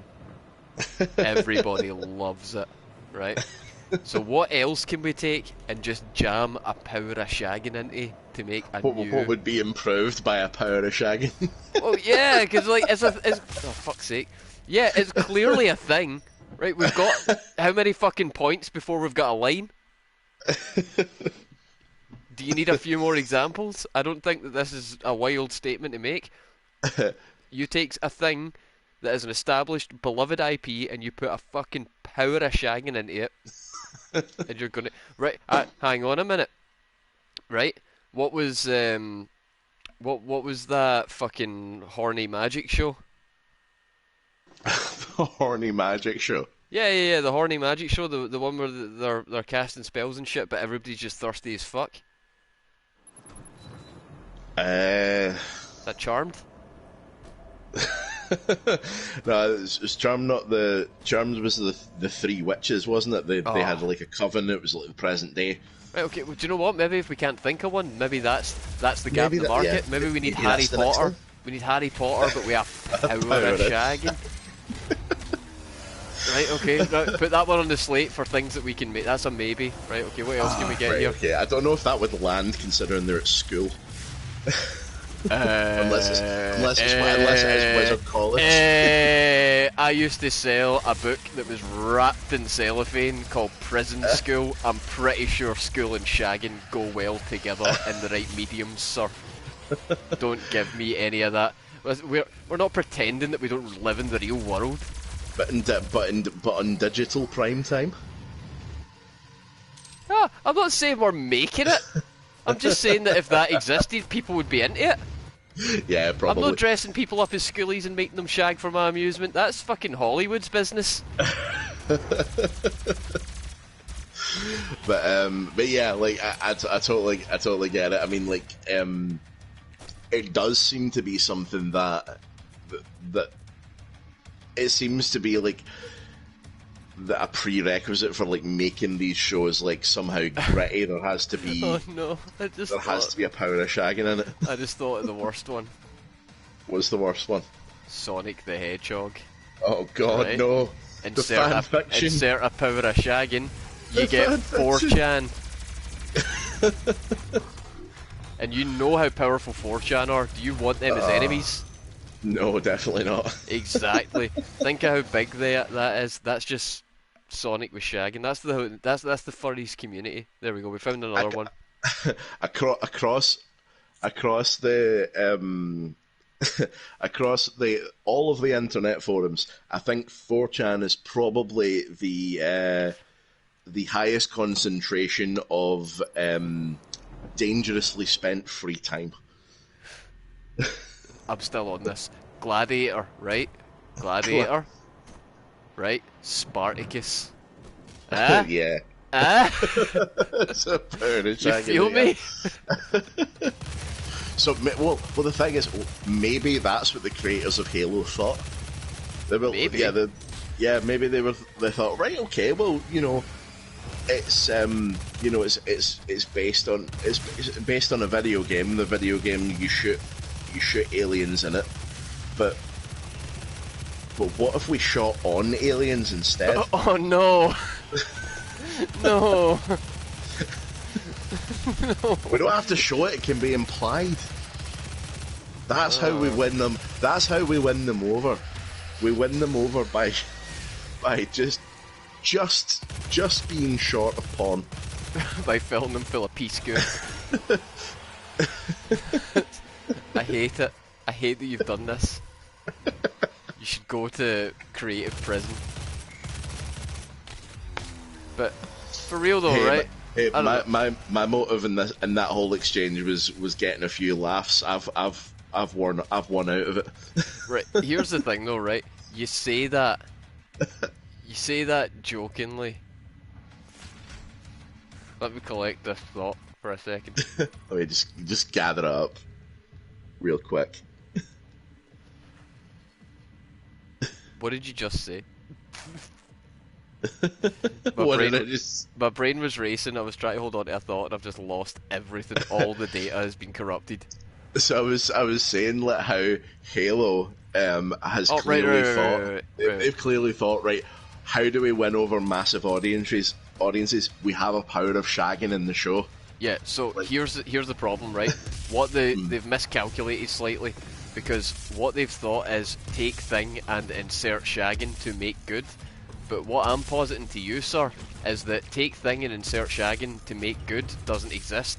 Take thing and insert shagging to transform is what I'm getting at. This is transformative shagging, right? Every time somebody is getting pummeled, that is art. That's a new genre being created. All right. I'm just throwing this out there. Have you ever? Is this the Druckmann argument? Yes. How did you know? Everything comes back to Abby. How did you know? Everything comes back. It all goes full circle. So I'm just saying, brother, we got ourselves a Last of Us season 2. What does it need? A power of shagging, and it's in the source material. I think it might be a masterpiece. I think, yeah. How the fuck did you read that? How did you know I was that? You just fucking read my input. Miyazaki has given me some more advanced code. That's some dog shittery right there. I hate that. Well, no, we've discussed this before. We're more in sync now. We're almost drift compatible. If we were birds, we would absolutely be raging at the same time. Yeah. God damn, that's so uncool. I'm gonna just stop talking to you for a little bit, alright? just get some space, have a detox. Yeah, you need like a tolerance break. You've not only grown accustomed to my bullshit, you've started to be able to read it. It's never a good sign. So, next thing I want to bring up is actually something I think you'll be super excited about. Okay. Apparently, there is a Street Fighter 6 demo available Oh, really? Right now? right now. Oh my god. Yeah. So it's available on PS4 and PS5. And it is just to allow people some limited stab at the game before it comes out in June. Do you know why I had no idea there was a demo out? Why is that? Because it didn't come attached to a magazine on a disc. Right? That's showing my age. Well, yeah, I suppose. That's some old guy shit right there. Yeah, for sure. But I mean, like some games have like seen some quite positive demo content. It seems to be coming back a wee bit. You say that, but the last demo... Oh, no, actually, no, okay. The last demo I played was Chainsaw Demo, and that was sick. But that was Resident 4, of course it was sick. But the demo that I played before that was Exoprimal, and that was enough to make me not buy a game that I was hyped for. Oh shit, was it that bad? Oh, dude, Exoprimal sucked. Oh no. It was rotten. Right. Okay, so just based on the marketing, what do you think Exoprimal is? What the fuck? That was 90 HP? I tried to turn around. Fuck. I'm just trying to pan my camera, what the fuck? Yeah, some of these guys hit hard. Yeah, so what do you think Exoprimal is, just based on the marketing and what you've seen? So, I mean, I thought it was kind of something like Earth Defense Force. Yeah. Yeah, that's kind of what I thought too. I was going to think of Starship Troopers. A horde clearing shooter. Like zombies ate my neighbors, but to Dynasty Warriors level. What I was seeing from the market and what I thought going in was we were going to get Earth Defense Force cross Pacific Rim with maybe like a wee bit of Starship Troopers thrown in there. And no, not even kinda, right? Right, okay, what is it? Right, so you pair up, you're in a team of, I think it's 5v5, right? Props to the demo, there is a lot of different characters to choose from, and the demo has, I believe, all of them available to try, which was pretty sick. Not bad. Some of them are cooler than other ones. There's one of them that's like Japanese, he's Yoshimitsu. Right. And it's pretty sick. Right, and then there's other ones that are like, this is your shieldy boy, this is your bullet spongy boy, this is your flying girl, you know, that kind of thing. 5v5, right, so automatically it's not cooperative, it's co-opetitive, which never does much for me, right? Then, after you get past the initial shock of, alright, this is competitive, that's fine, I guess we're just going to be, like, working against other people as well as the dinosaurs, maybe? Or I don't know. No, you get these missions, right? And the mission is just run to a spot and dinosaurs will spawn in, kill the dinosaurs, right? You kill the dinosaurs with your friends, you just have to try and do it faster than the other team. When you get to the end, after you've cleared all the dinosaur rounds, all the random dinosaur rounds, it will give you a task. And that task will be something like, there's a box on the map, one team is trying to push the box, the other team is trying to stop the box from being pushed. Fight. And you get like a couple of minutes to do whatever this nonsense round is. And that's you. That's your game at the end of it. If you win or lose that round, you win or lose the game. The dinosaurs are almost irrelevant. Because realistically, all it actually boils down to is the 5v5 at the end. Right. Everything else is just getting in the better position for entering and completing the 5v5. And sometimes they don't even really necessarily involve dinosaurs. Okay. This is Exoprimal. Yeah, I mean that's not what I expected. It's Definitely weird, isn't not it? what I expected. Yeah, it's strange. I mean, like Bebop's saying, it's like Overwatch with distractions. Kinda, yeah. Because like honestly, the dinosaurs. The first game we played, I was hype as hell for the dinosaurs. They started flooding in. I was like, okay, this is fine. It's pretty easy because, you know, first game, it's obviously just giving you a feel for it. And then by the end of the first game, I was like, oh no, wait, the dinosaurs were just there as a distraction to give us busy work to do until we got into a fight. This is kind of Yeah. dog shit. It's deathmatch, but with a capture the flag game in the middle. Yeah.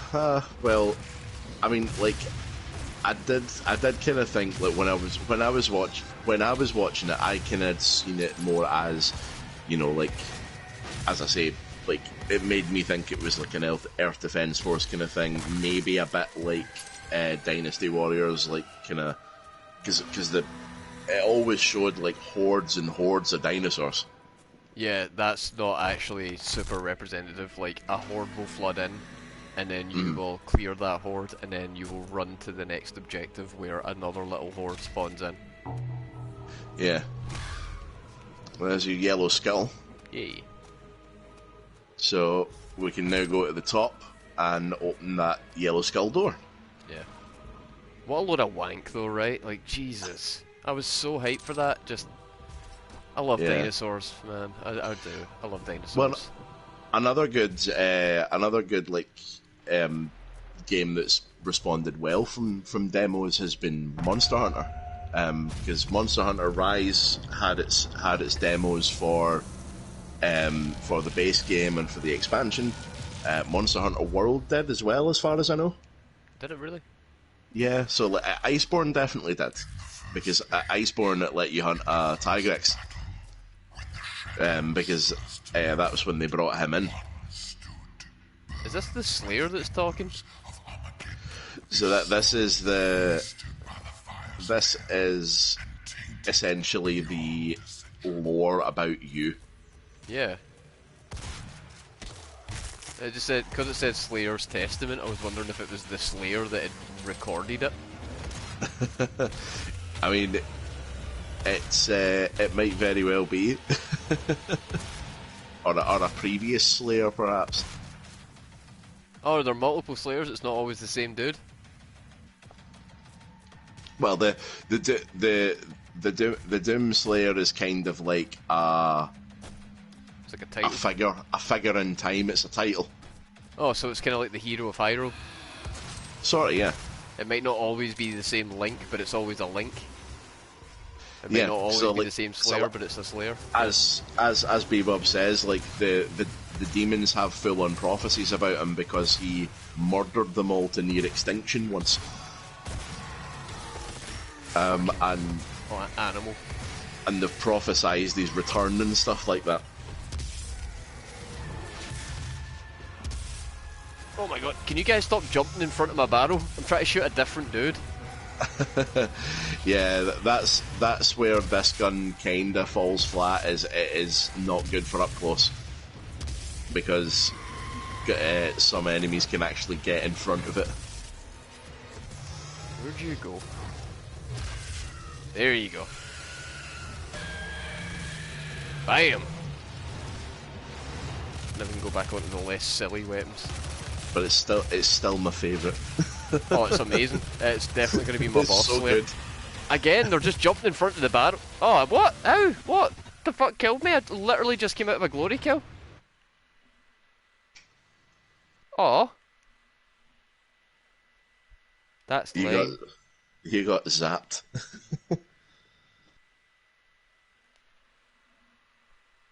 So next one that I wanted to bring up. So yeah, so Street Fighter demo. It's apparently available now.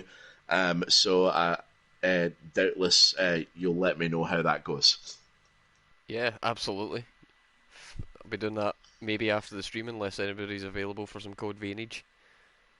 And earlier on, you mentioned The Witcher. It has been announced that the third season, the third and final season for quite a lot of people, is going to be released in two parts. One part in June and one part in July. Well, they're really stretching out the goodwill before it all goes tits, aren't they? I think so, yeah. Because I have seen a vast majority of people who are just saying that without Henry, it's not Geralt. True. And I mean, like, it's not like at the same time, it's not like Liam Hemsworth's winning any popularity contest right now either. Oh, has he done some stuff? Oh yeah, he's done some shit. What's he been at? Apparently, allegedly. What's he been at?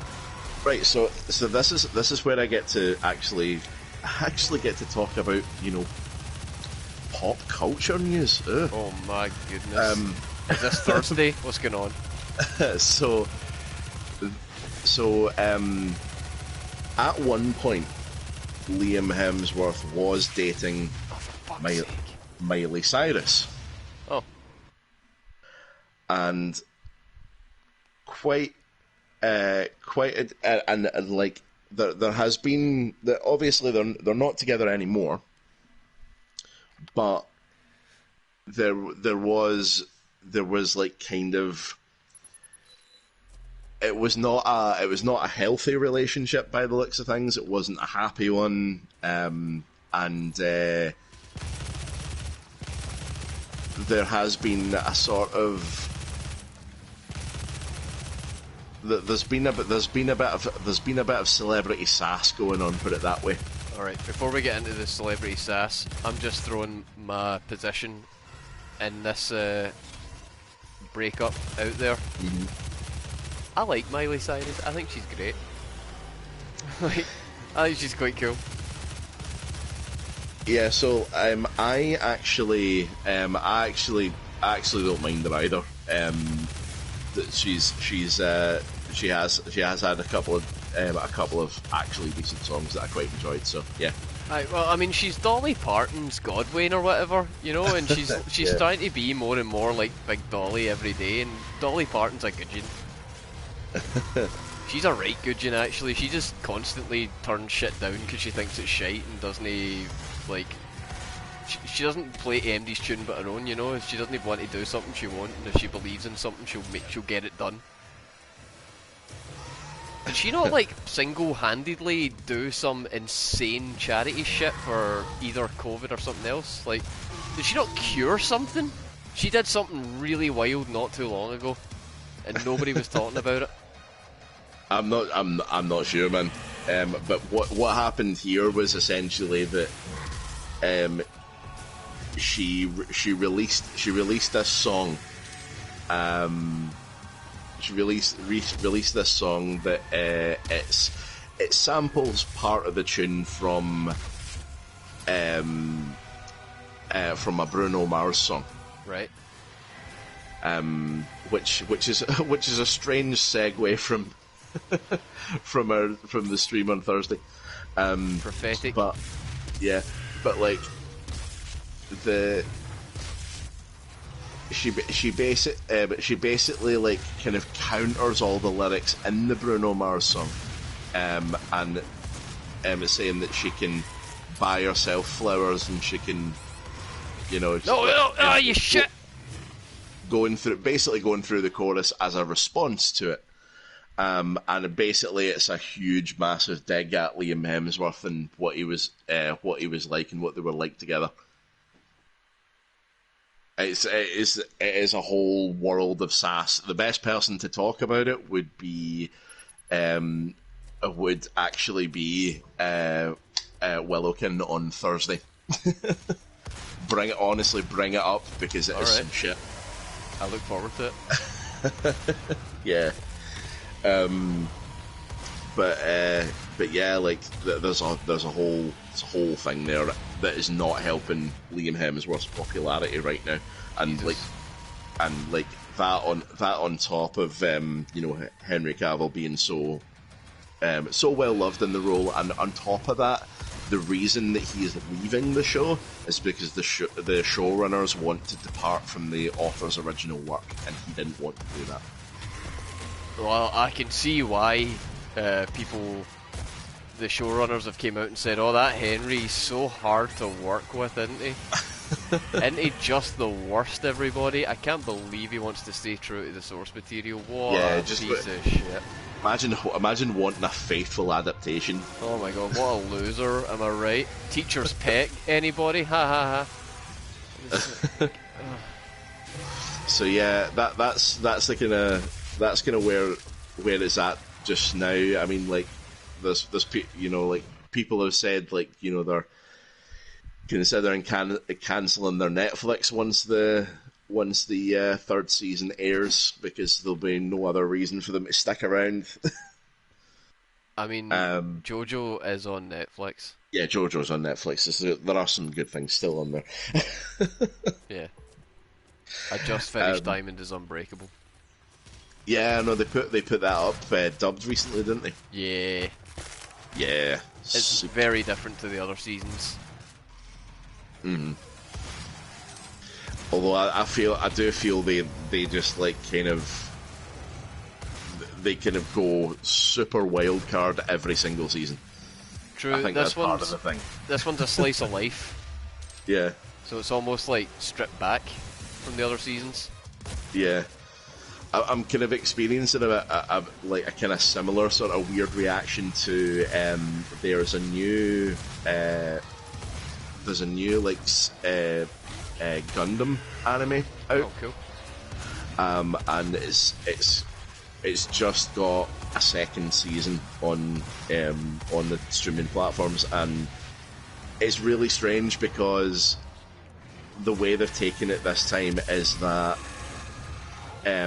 use of Gundam technology has been outlawed, and the main character is basically a daughter of one of the scientists that kind of helped pioneer its use. Right. And when it was outlawed, essentially the I ran into it. when it was outlawed, it was basically it was like the scientists that were developing it were essentially raided, and she the main character is kind of one of the few that are left alive, and she's like got a cover story for where she comes from and stuff. Right. But it all takes place in an academy where they train mobile suit pilots. But if it's outlawed, why is there an academy to train them? Because it's not the use of mobile suits, it's specifically the use of Gundam technology. Right. So a Gundam and a mobile suit aren't always the same. Right. And it's usually the use of particular technology that's on board that gives the pilot an edge. Right. In this it's Gund Arm, they call it. Right. Okay, I see what it is. And basically, what this does is it like enhances what the pilot is capable of. It's like a kind of not just like aimbot, but like everything. It's like AI, sort of like AI like reinforcement, and it increases your reflexes and your own decision making. But it has a toll on the body. Right. To the point where if you turn it up too high, you can actually be killed. So it's Guts Berserker armor. Yeah, so it is basically it can get to the point where you are like you losing control of your bodily function. Like you can have a heart attack piloting the ship if you turn it up too high. And that was the reason why it was like it was outlawed in the first place. Right. Yeah. But seems wise. But the scientists were developing it. They were basically saying, right, we need to find a way to let this work without putting people at risk. Correct. And that they're trying to turn it around, but it's now taking place in further ahead where they have like the flight academy where you learn how to pilot a mobile suit, and it's all the different companies that are like they're making similar machines, but they're not Gundam, so they're legal. It's really good. It's called Mobile Suit Gundam Witch from Mercury. It's the new it's a new season. It's just got season 2 put up, and the first season was really, really good too. Yeah, sounds fun. Not something But I'll be it's checking out, but sounds fun. but it is kind of a weird one. It's like because it is like in a essentially set in like a college. It's a really weird way to experience that. The same way that JoJo is like kind of seems to be like kind of a completely different thing every season. Yeah, well, because the first season's like a period drama. Yeah, and it totally it's is. quite good. I love it. Then you get the second one, and it's almost like I don't even know how I would describe it. There's almost like detective elements with the way that Joseph thinks, and Yeah. seeing everything come together. But then you've got the like It's like journey of I would discovery. I would say it's like a kind of private detective meets, like kind of supernatural elements. And then obviously after that you get the stands, introduction of Yep. stands, that's huge. And then after the introduction of stands and like a huge globe spanning, like globe trotting adventure that spans across the entire like Middle East or whatever.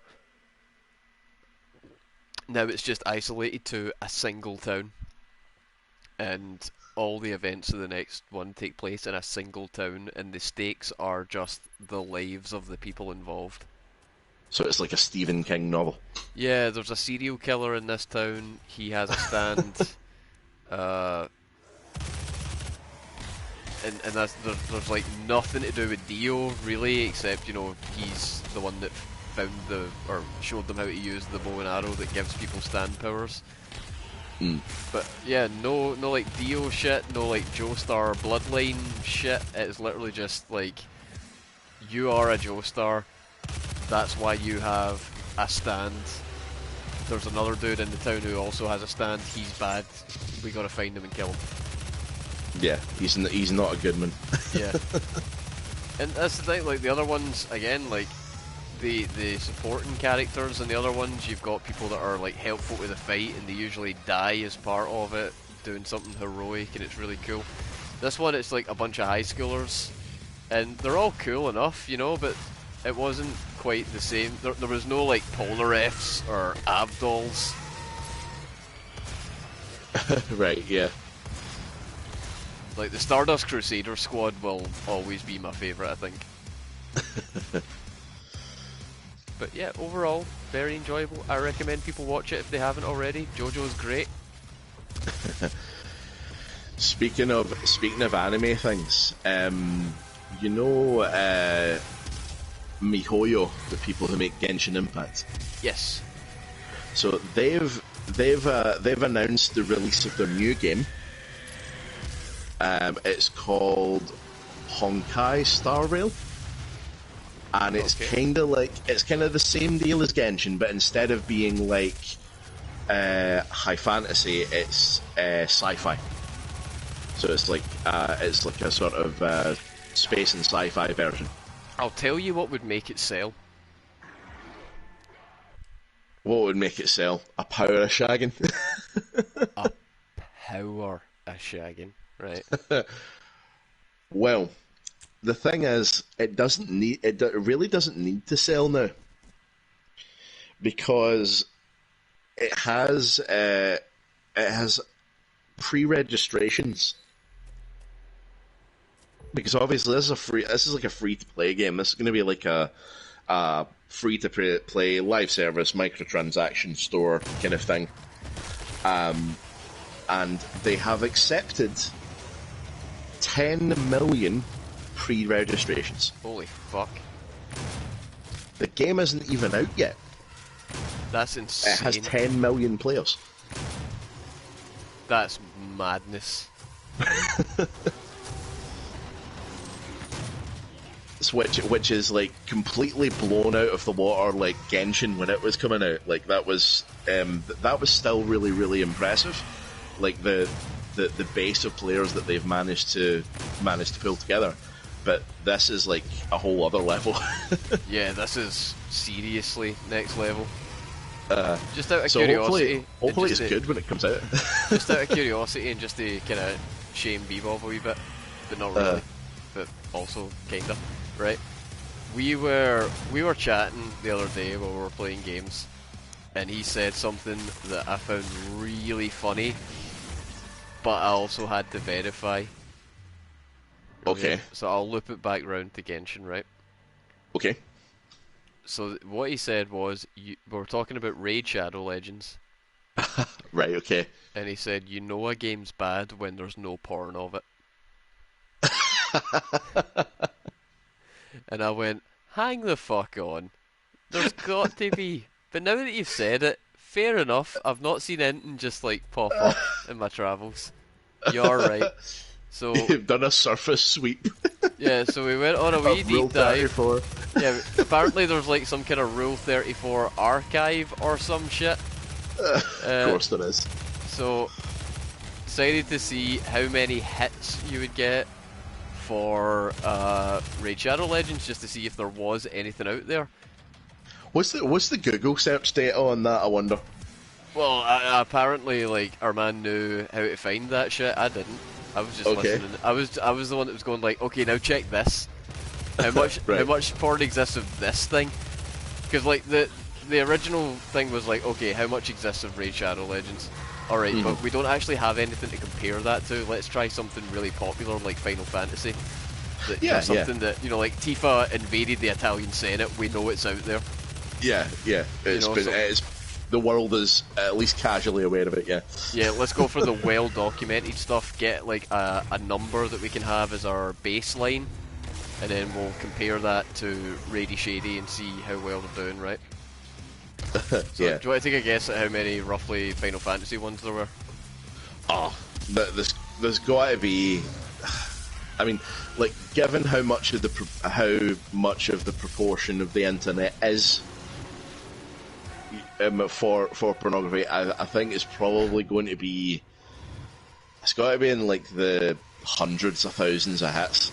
Oh, it was millions. Millions, right? Okay. That doesn't surprise me. I cannot remember off the top of my head, but I think it was somewhere like 7, 14, something like that.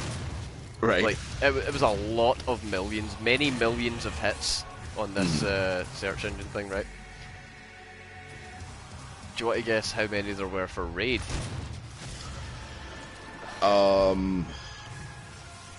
Like, it's got to be something like comically extreme. I'm gonna go low and say like 34 or something like that. Rule 34, 34 images Yeah, exactly. yeah. No, it wasn't that bad, but you're close. It was around 80, somewhere around there. Eh. But more than 50% of it was submitted by the one dude. Right, so it's So, got like, so they've got a dedicated banker.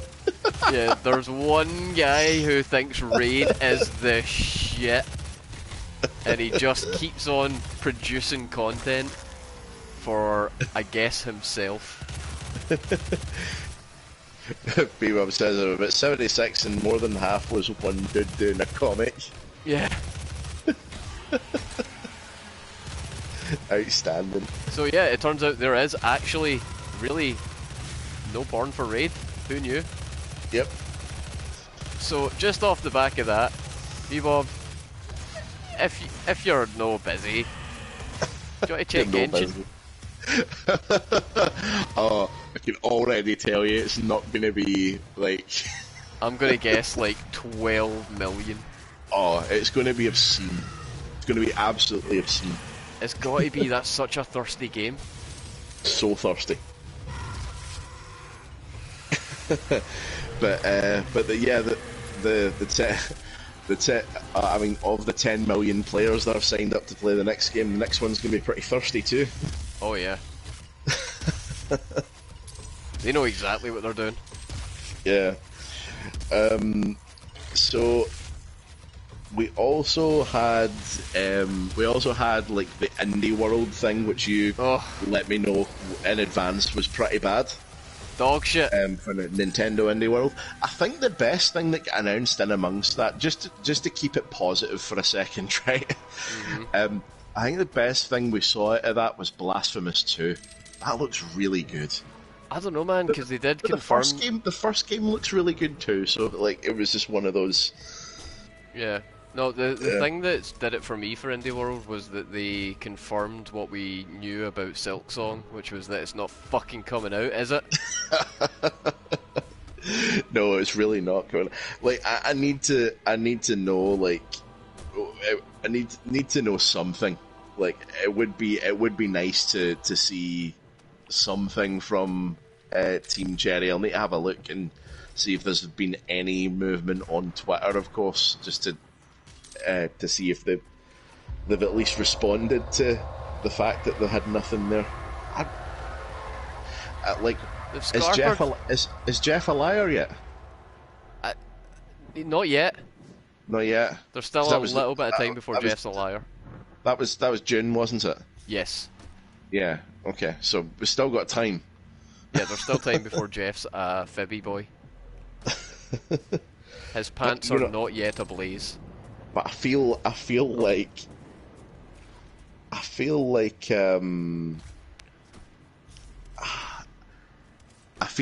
like it's not going to happen. Oh, yeah. Come on. I feel like it's not going to happen. I mean, like, and like to be honest, it's not it's not really kind of one of the kind of big games I'm looking forward to this year anymore.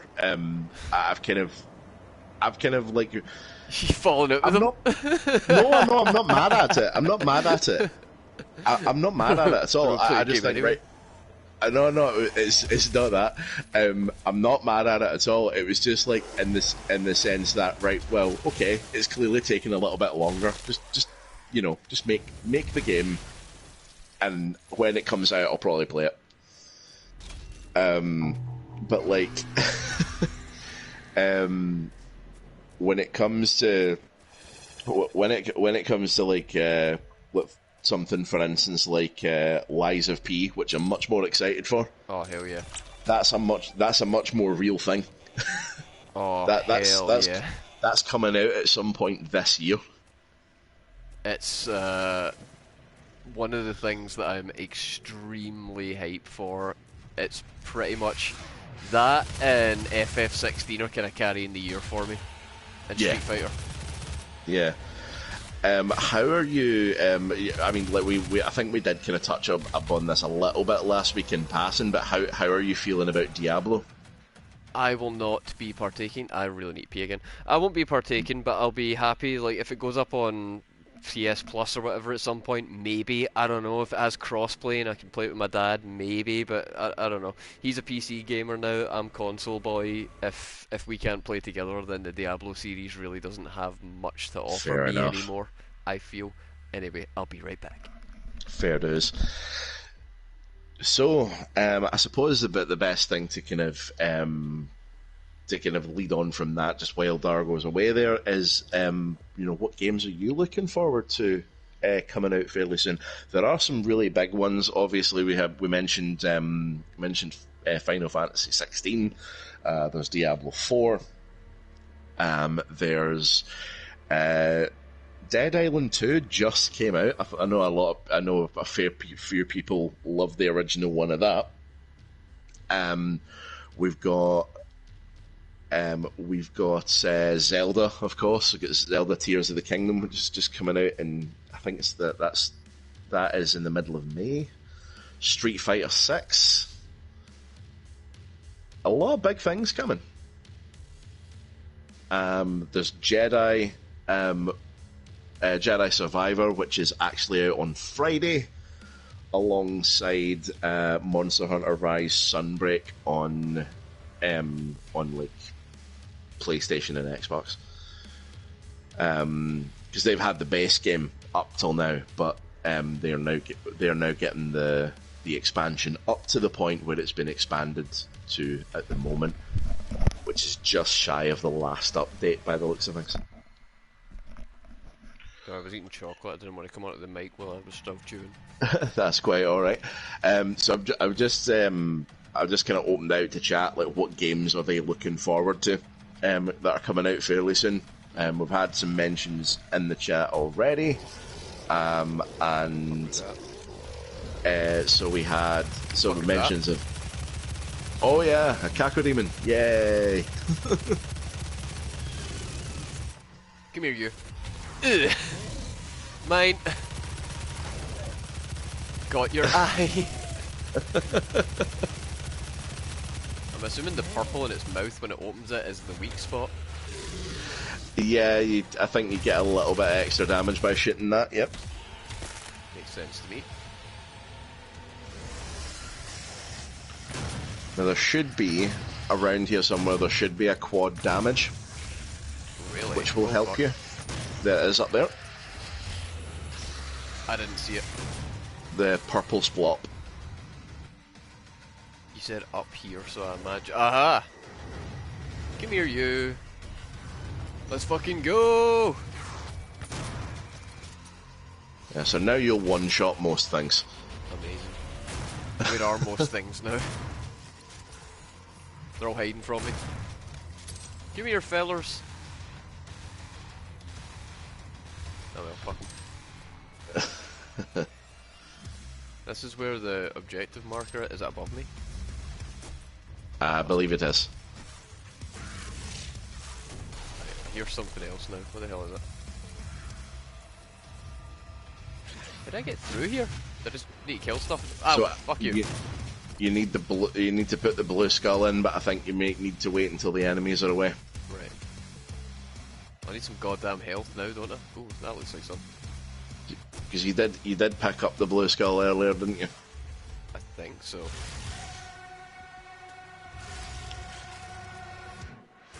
Right, where is this big asshole? I hear him. Where the hell is it? Oh, there it is. Found it.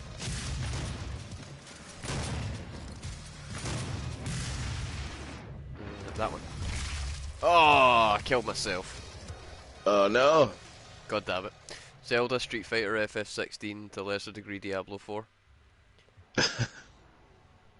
Yeah, so we're just bringing up what games we're looking forward to. Is there anything else coming out that is exciting? Like, really must play this game?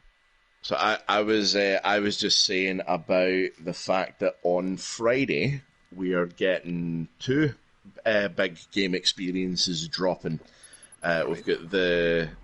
We've got Monster Hunter Rise Sunbreak. The expansion is coming to PlayStation at that point. Sick.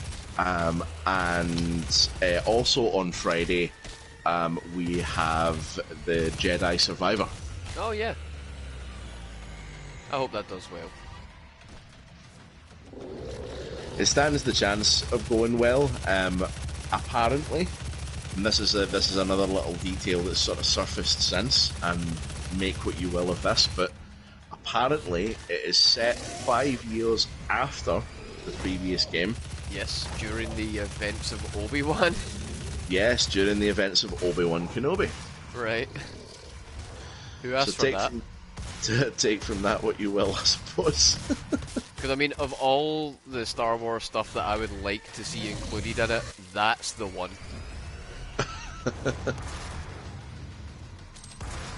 Fucking wankers.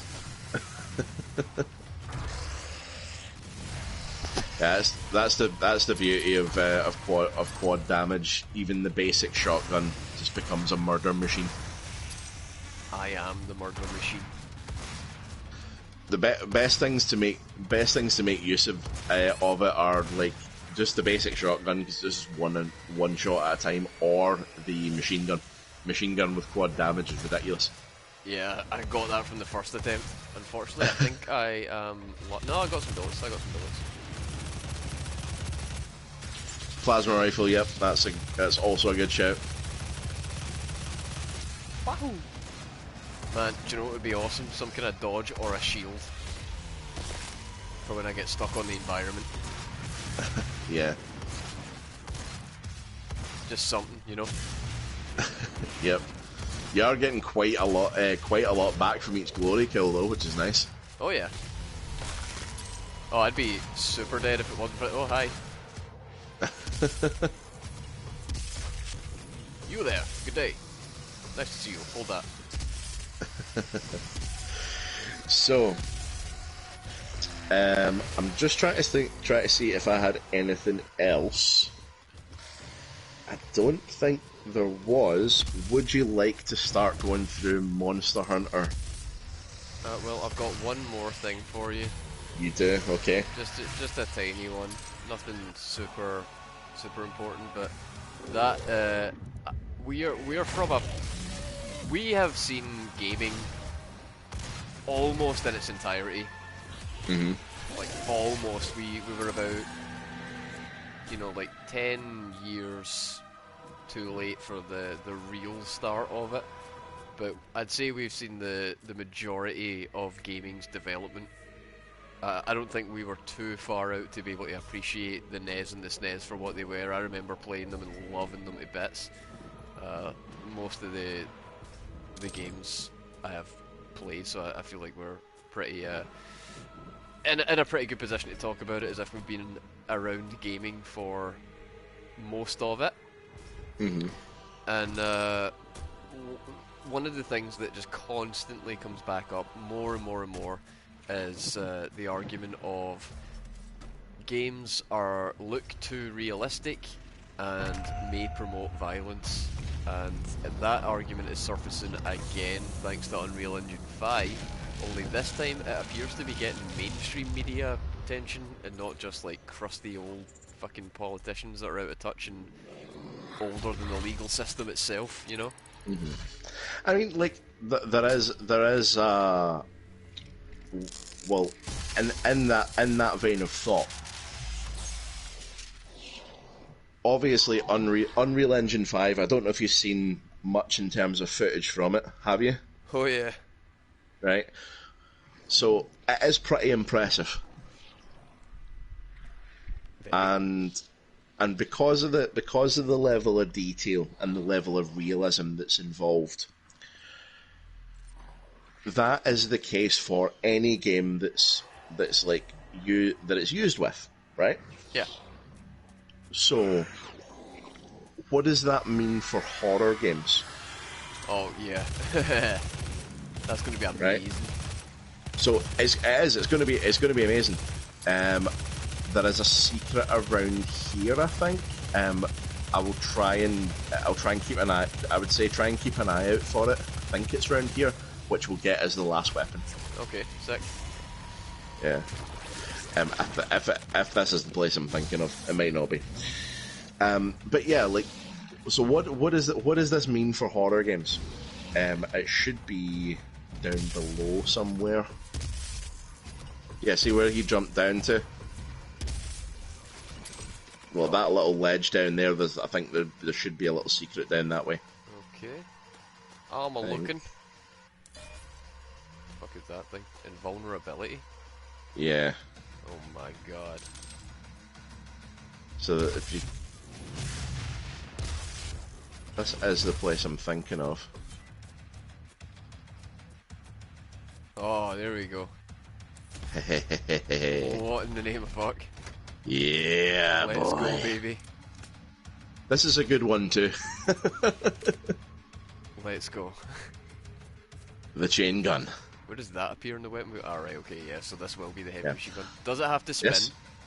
It does have to spin. Although, one of the upgrades you can get for it is you can free spin the barrel. Cool. But Handy. what the big disadvantage of the chain gun is it takes a little bit to get going. However, when it does get going, it's pretty damn good. Oh yeah. God, the sound on it as well is awesome. Yeah, so satisfying. Yeah, they've made that thing sound amazing. I'm gonna let the ammo build up on that so I can fuck things up with it. Yeah, so one of the upgrades that you get is to the ability to free spin the barrel so that you can fire at speed from a moment's notice. That's amazing.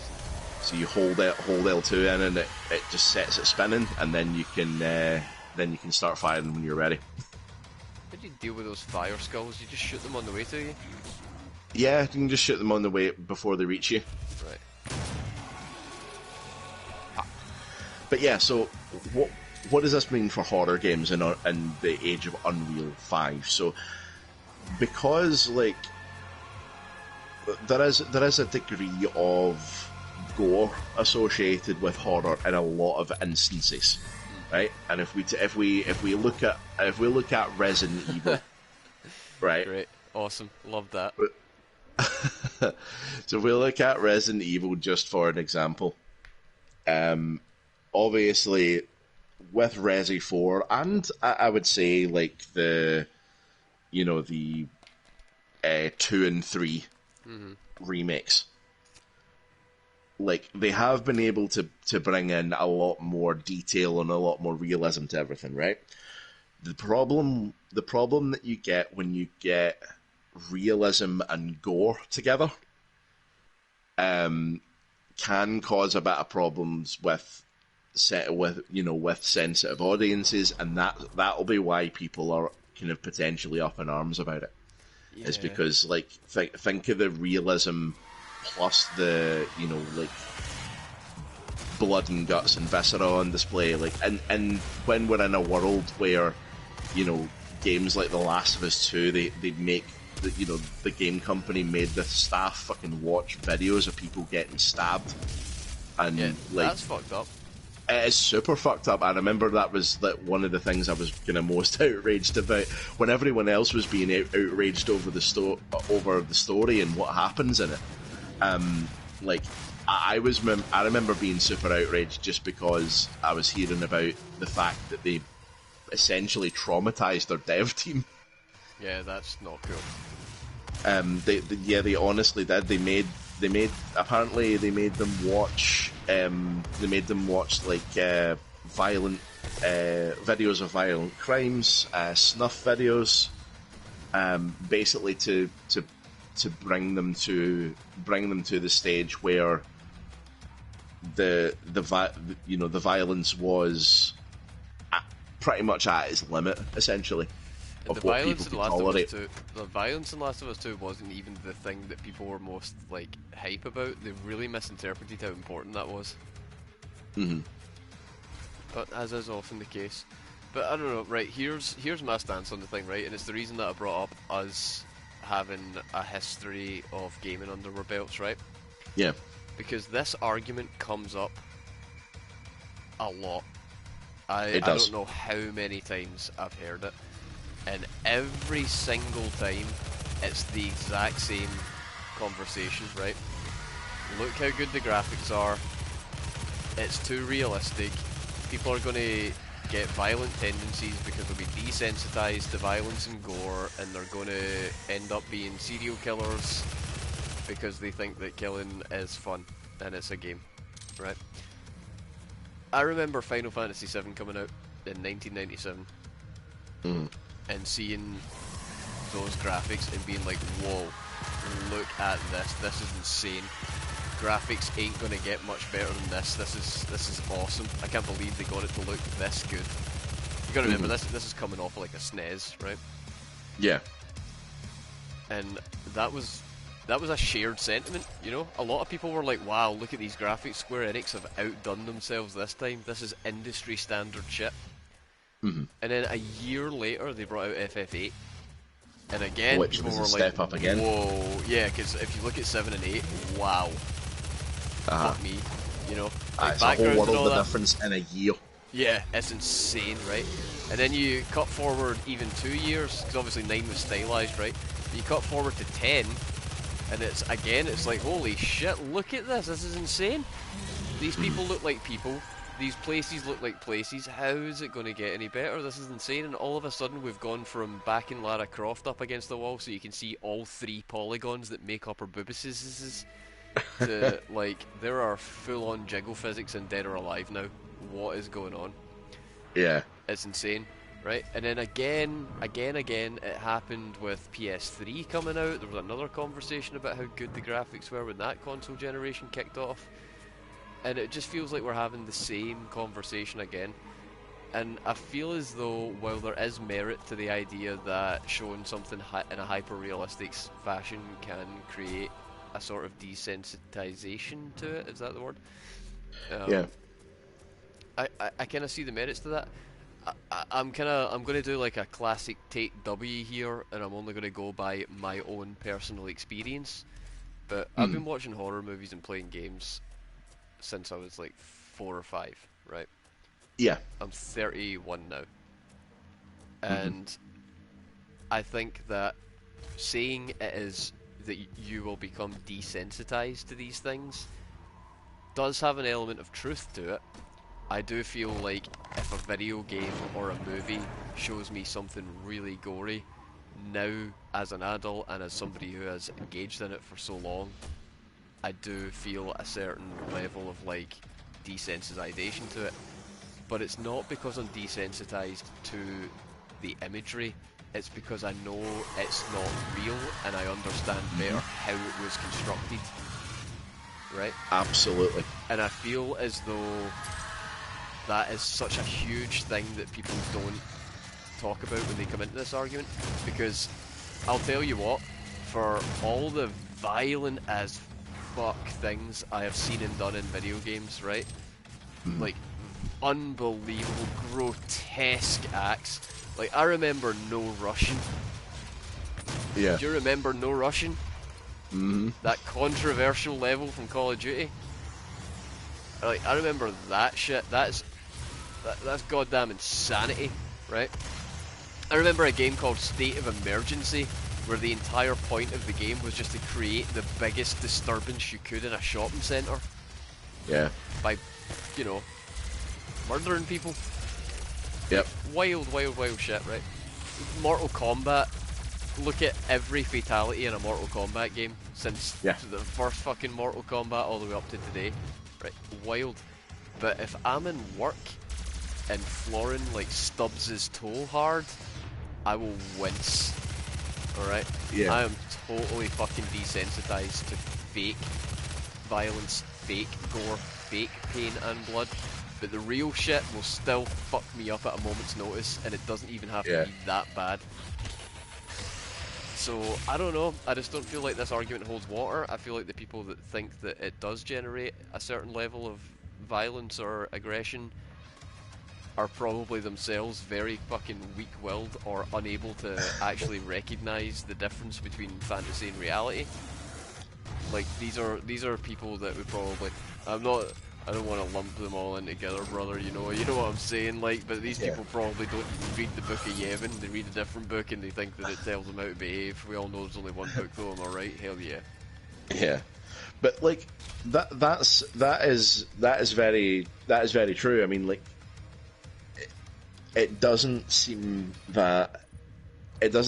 that is taken into account, that, you know, a person's own ability to disconnect fantasy violence from actual violence. Yeah, it's like what you see on your screen just now, right? You know, like fair enough, this game would horrify some Midwestern Americans. Yeah, but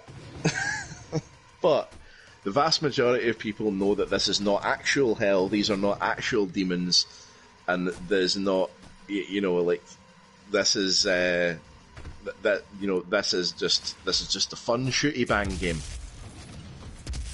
well, and I mean, I'll let you finish. But like, there are like kind of some things that don't help the case. I mean, did you ever hear of a game called Hatred? Yes. Yeah. So Hatred for me, like, I never ever played it. I thought that it was just like, and this is the sort of angle for those who don't know. Hatred is basically a video game in which you can.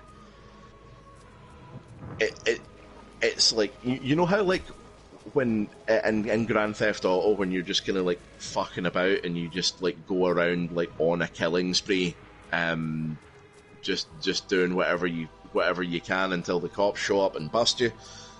Yeah, it's that's basically the whole game. You play as a guy who's basically turned lone shooter. It's a role-playing game, and you're role-playing somebody who has taken society to task for their own problems that they blame everyone else for. Yeah. So like so this is essentially like the tone of this game. That it's super dark, it's super edgy, too edgy for its own good, in fact. But the protagonist, if you could call him that, looks like Nathan Explosion from Metalocalypse. Yeah, it's pretty. This is what the stereotype of that kind of person would be. We believe. Yeah, but the thing is, like, yeah, it came out, it had its controversy, it ran its course. It really didn't help the whole video games cause violence thing, because this was a case of the reverse. This was a case of a video game emulating or like essentially referencing things that actually happen like every week in America. Yeah. Mass shootings, Yep.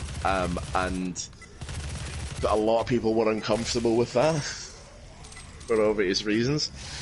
But like, even that game, like, is meant to be as like kind of as like straight and like Oh like fuck! unambiguous as it was. Essentially, Glory it kills from was above. Fuck. man.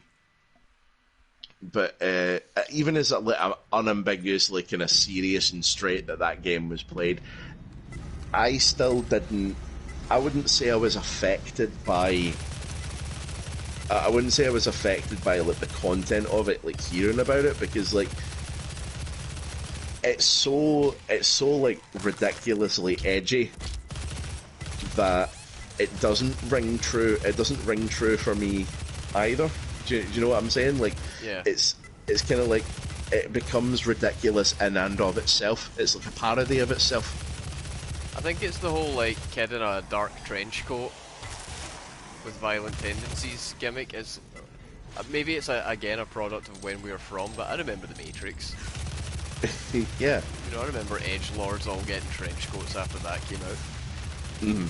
But like, even though the game is like hyper violent, and it kind of shows like basically mowing down innocent civilians, like that still is not. That's still not inciting violence. That's just like the looking at that as a game. It's so daft in and of itself that it just becomes it just becomes entertainment, just like any other game.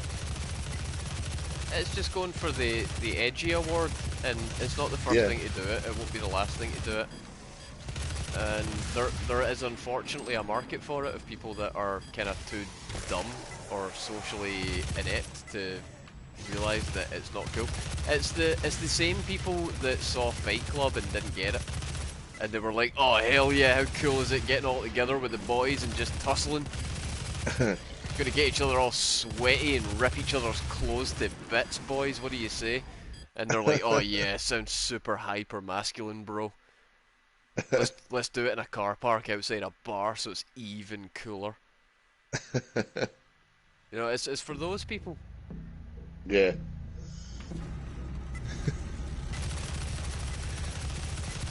It was a shite Diablo with guns, man. Yeah, pretty much. We already had that. It was called Hellgate London, and I loved it.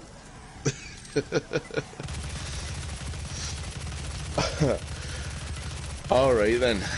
So, we've got half an hour left. Are we starting this thing? Oh, okay. I guess we can get the prologue. So, Okay. we watched a movie. We did. We watched the movie. We watched, as was redeemed on the channel, Monster Hunter. Yes. Which, oh god, here we go. So, our movie begins not how I would begin a Monster Hunter movie. I went over this at the time. I would have done it with a shot of Rathalos coming in over some Apsaros or some Aptonoth and just like burninating the fuck out of them, but you don't really see it. Yeah. So instead we get a little bit in the New World, and a hunter is separated from his team when the ship is attacked by Diablos. Diablos. Yeah. And of course, the Hunter, played by Tony Jaa. Yeah. Now, Um, first thing and to say here is, yeah, I like the look of him as the Hunter. That the costuming in that was not bad. yeah. So like what I was going to say is like he is accompanied, of course, by some recognizable costume designs. He is, and that's a good way to describe it, because something that I was trying to explain to Florin earlier on is that Monster Hunter as a series does not. It's got recognizable characters, but none of them have names. None of them have really personalities, Yeah, it's or just their their job role. personality is their name. Yeah, and their the personality is their name, and their name is also their job title usually. Yeah, like their names are like the Admiral, the Handler, the Yeah, Commissioner. yep. I feel like And names are almost exclusively reserved for fucking palicos. yeah, or characters that we decide to name drop in the DLC after like the entire game. Yeah, and then give an anime to. Oh god! Please tell me we don't have to watch that. Nobody's redeemed it. Don't put it out there. That's worse. Get the fuck down. Just stay below me so I can hit you. So next, so like yeah, so we have the costume designs. It is recognizable as, you know, that they're recognizable as Monster Hunter characters.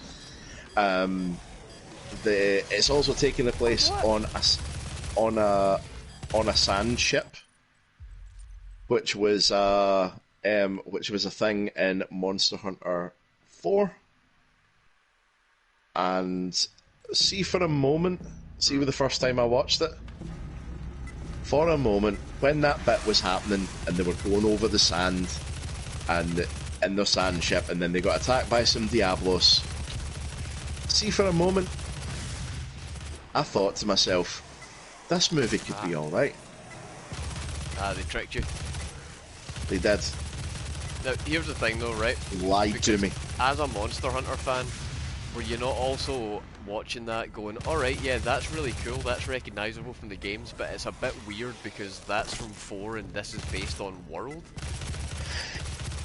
To an extent, yeah, but I recognise that this is the sort of thing that, you know, when you're doing an adaptation, you do callbacks to. You know, I was kind of thinking, right, okay, yeah, have them call back to other Monster Hunter things. It's good. It's cool that it's not just calling back to things from World. That's what I was thinking. Yeah, I mean, there's times and places for stuff like that to happen, and I think it would have been cool, but I think if you're gonna make a Monster Hunter movie, you're gonna take all the characters from World, the game that sold 17 million and made it popular enough to justify a movie. Hmm. But then you're gonna take all those characters, but you're gonna just go like, but I want them in the boat from 4, and we're gonna have the monsters from GU to let's take one from World maybe. All right, and then what are we gonna do about endemic life? What? Endemic life? Who? All right, moving on. And fuck, I'm never gonna get over that. So, so yeah, so that like, and when I first saw like that opening scene, I was feeling reasonably positive just for a moment, just like thinking, you know, this movie, it might be all right. It might be like a goofy one of these goofy adaptation movies that are really only for like the kind of die-hard fans of the franchise, and like most people think it's kind of shit, but like, you know, maybe there's some hope here. Is what I was thinking. I can see why you made that mistake. I Yeah. I was looking for signs that this was taking place in the Monster Hunter universe, and this is the thing, right? You maybe don't realize it right away, because you're so laser focused on the mission when you're playing Monster Hunter, you know, or just like goofing around or figuring out how your weapon works or whatever. But Yeah. the fuck is this room? But the thing about Monster Hunter, the world that it takes place in, is extremely alive. Uh-huh. It is a populated world. Part of Monster Hunter's story, pretty much all of Monster Hunter's story, is you're essentially ecologists. Yes. You don't just kill monsters because it's fun. You're not a trophy hunter. The lore is that these monsters are creating such disturbance that the entire ecology, all of the environment, is at risk from their presence. And it is your job to essentially take. It's like being a being a park ranger, and you've got some animals that are sick, and that sickness could spread to all the other animals. So you got to do a cull. Yeah, so like that was something that I always quite liked about the series, was that it would have been so easy to do a game of do a game called Monster Hunter where it was a trophy hunting thing. Yeah. You know, it would have been so easy to do that, but instead, what they chose to do. Oh, right. So get the siege mode. Okay. Get siege mode. It's so Okay. good. All right. So that is the thing that you say you stay in place, and it like locks you down. You can give it a try if you want. It like locks you to the floor, and you kind of fire a larger bolt. Oh my god! Right, the first thing we come across is getting it. So the disadvantage is you can't move, and I think it costs a little bit more ammo to fire. But it is 2 or 3 of them is enough to kill most things. Fucking incredible. So yeah, that was something that I was always quite liked about Monster Hunter, was that it takes it as a sort of ecology sort of spin, because when you think about it, like when you get to things like Elder Dragons, they kind of are like natural disasters. Yeah. That like any one given Elder Dragon, is a threat to an ecosystem on like a crazy level. I mean, think about it, like a Kushala Daora comes through. That's essentially like a hurricane. Yep. Like you've got a Teostra could like create like a fire that like burns out an entire forest. Even smaller monsters, getting away from just elder dragons, even the smaller ones have the potential to cause serious harm. Yeah, if they're not, especially if they've wandered in and are not meant to be there. Yeah, I mean, like imagine, right? Mizutsune gets in the water supply, suddenly you're drinking soap. Yeah, soapy. We get soapy river. And do you know my favourite thing about the Mizutsune? See all the Mizutsune that we fight in Monster Hunter are male. Do you know this? No. Yeah, so all the Mizutsune we fight in Monster Hunter are male, and the reason that they're male is because they are usually super chill, Right. like when they are, when they're not in the rut, essentially, and basically a Mizutsune will go in mating season, and when they are in rut, they are much more aggressive. Almost like a Black Diablos. Yeah, but the thing is, it's a bit more like stags for them. So like they'll let wander around, and if they're not getting any, they will fight other Mizutsune for territory. Same. And that's how you end up with the Soul Seer Mizutsune with its eye ripped out. That's actually how I got my flat. I wasn't getting any, so I just came in and claimed it.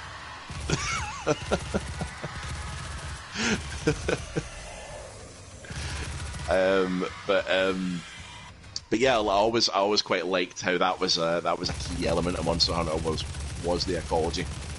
Yeah, well, it goes to making it more than you say. It makes it more like Shadow of the Colossus, right? I didn't think it was great, but the reason people love it is because the world that it takes place in has so much mystique and intrigue that Yeah, people have like started trying to fill in the blanks and become the cartographers of this world and figure out what's going on here, why are things where they are, what came before, you know?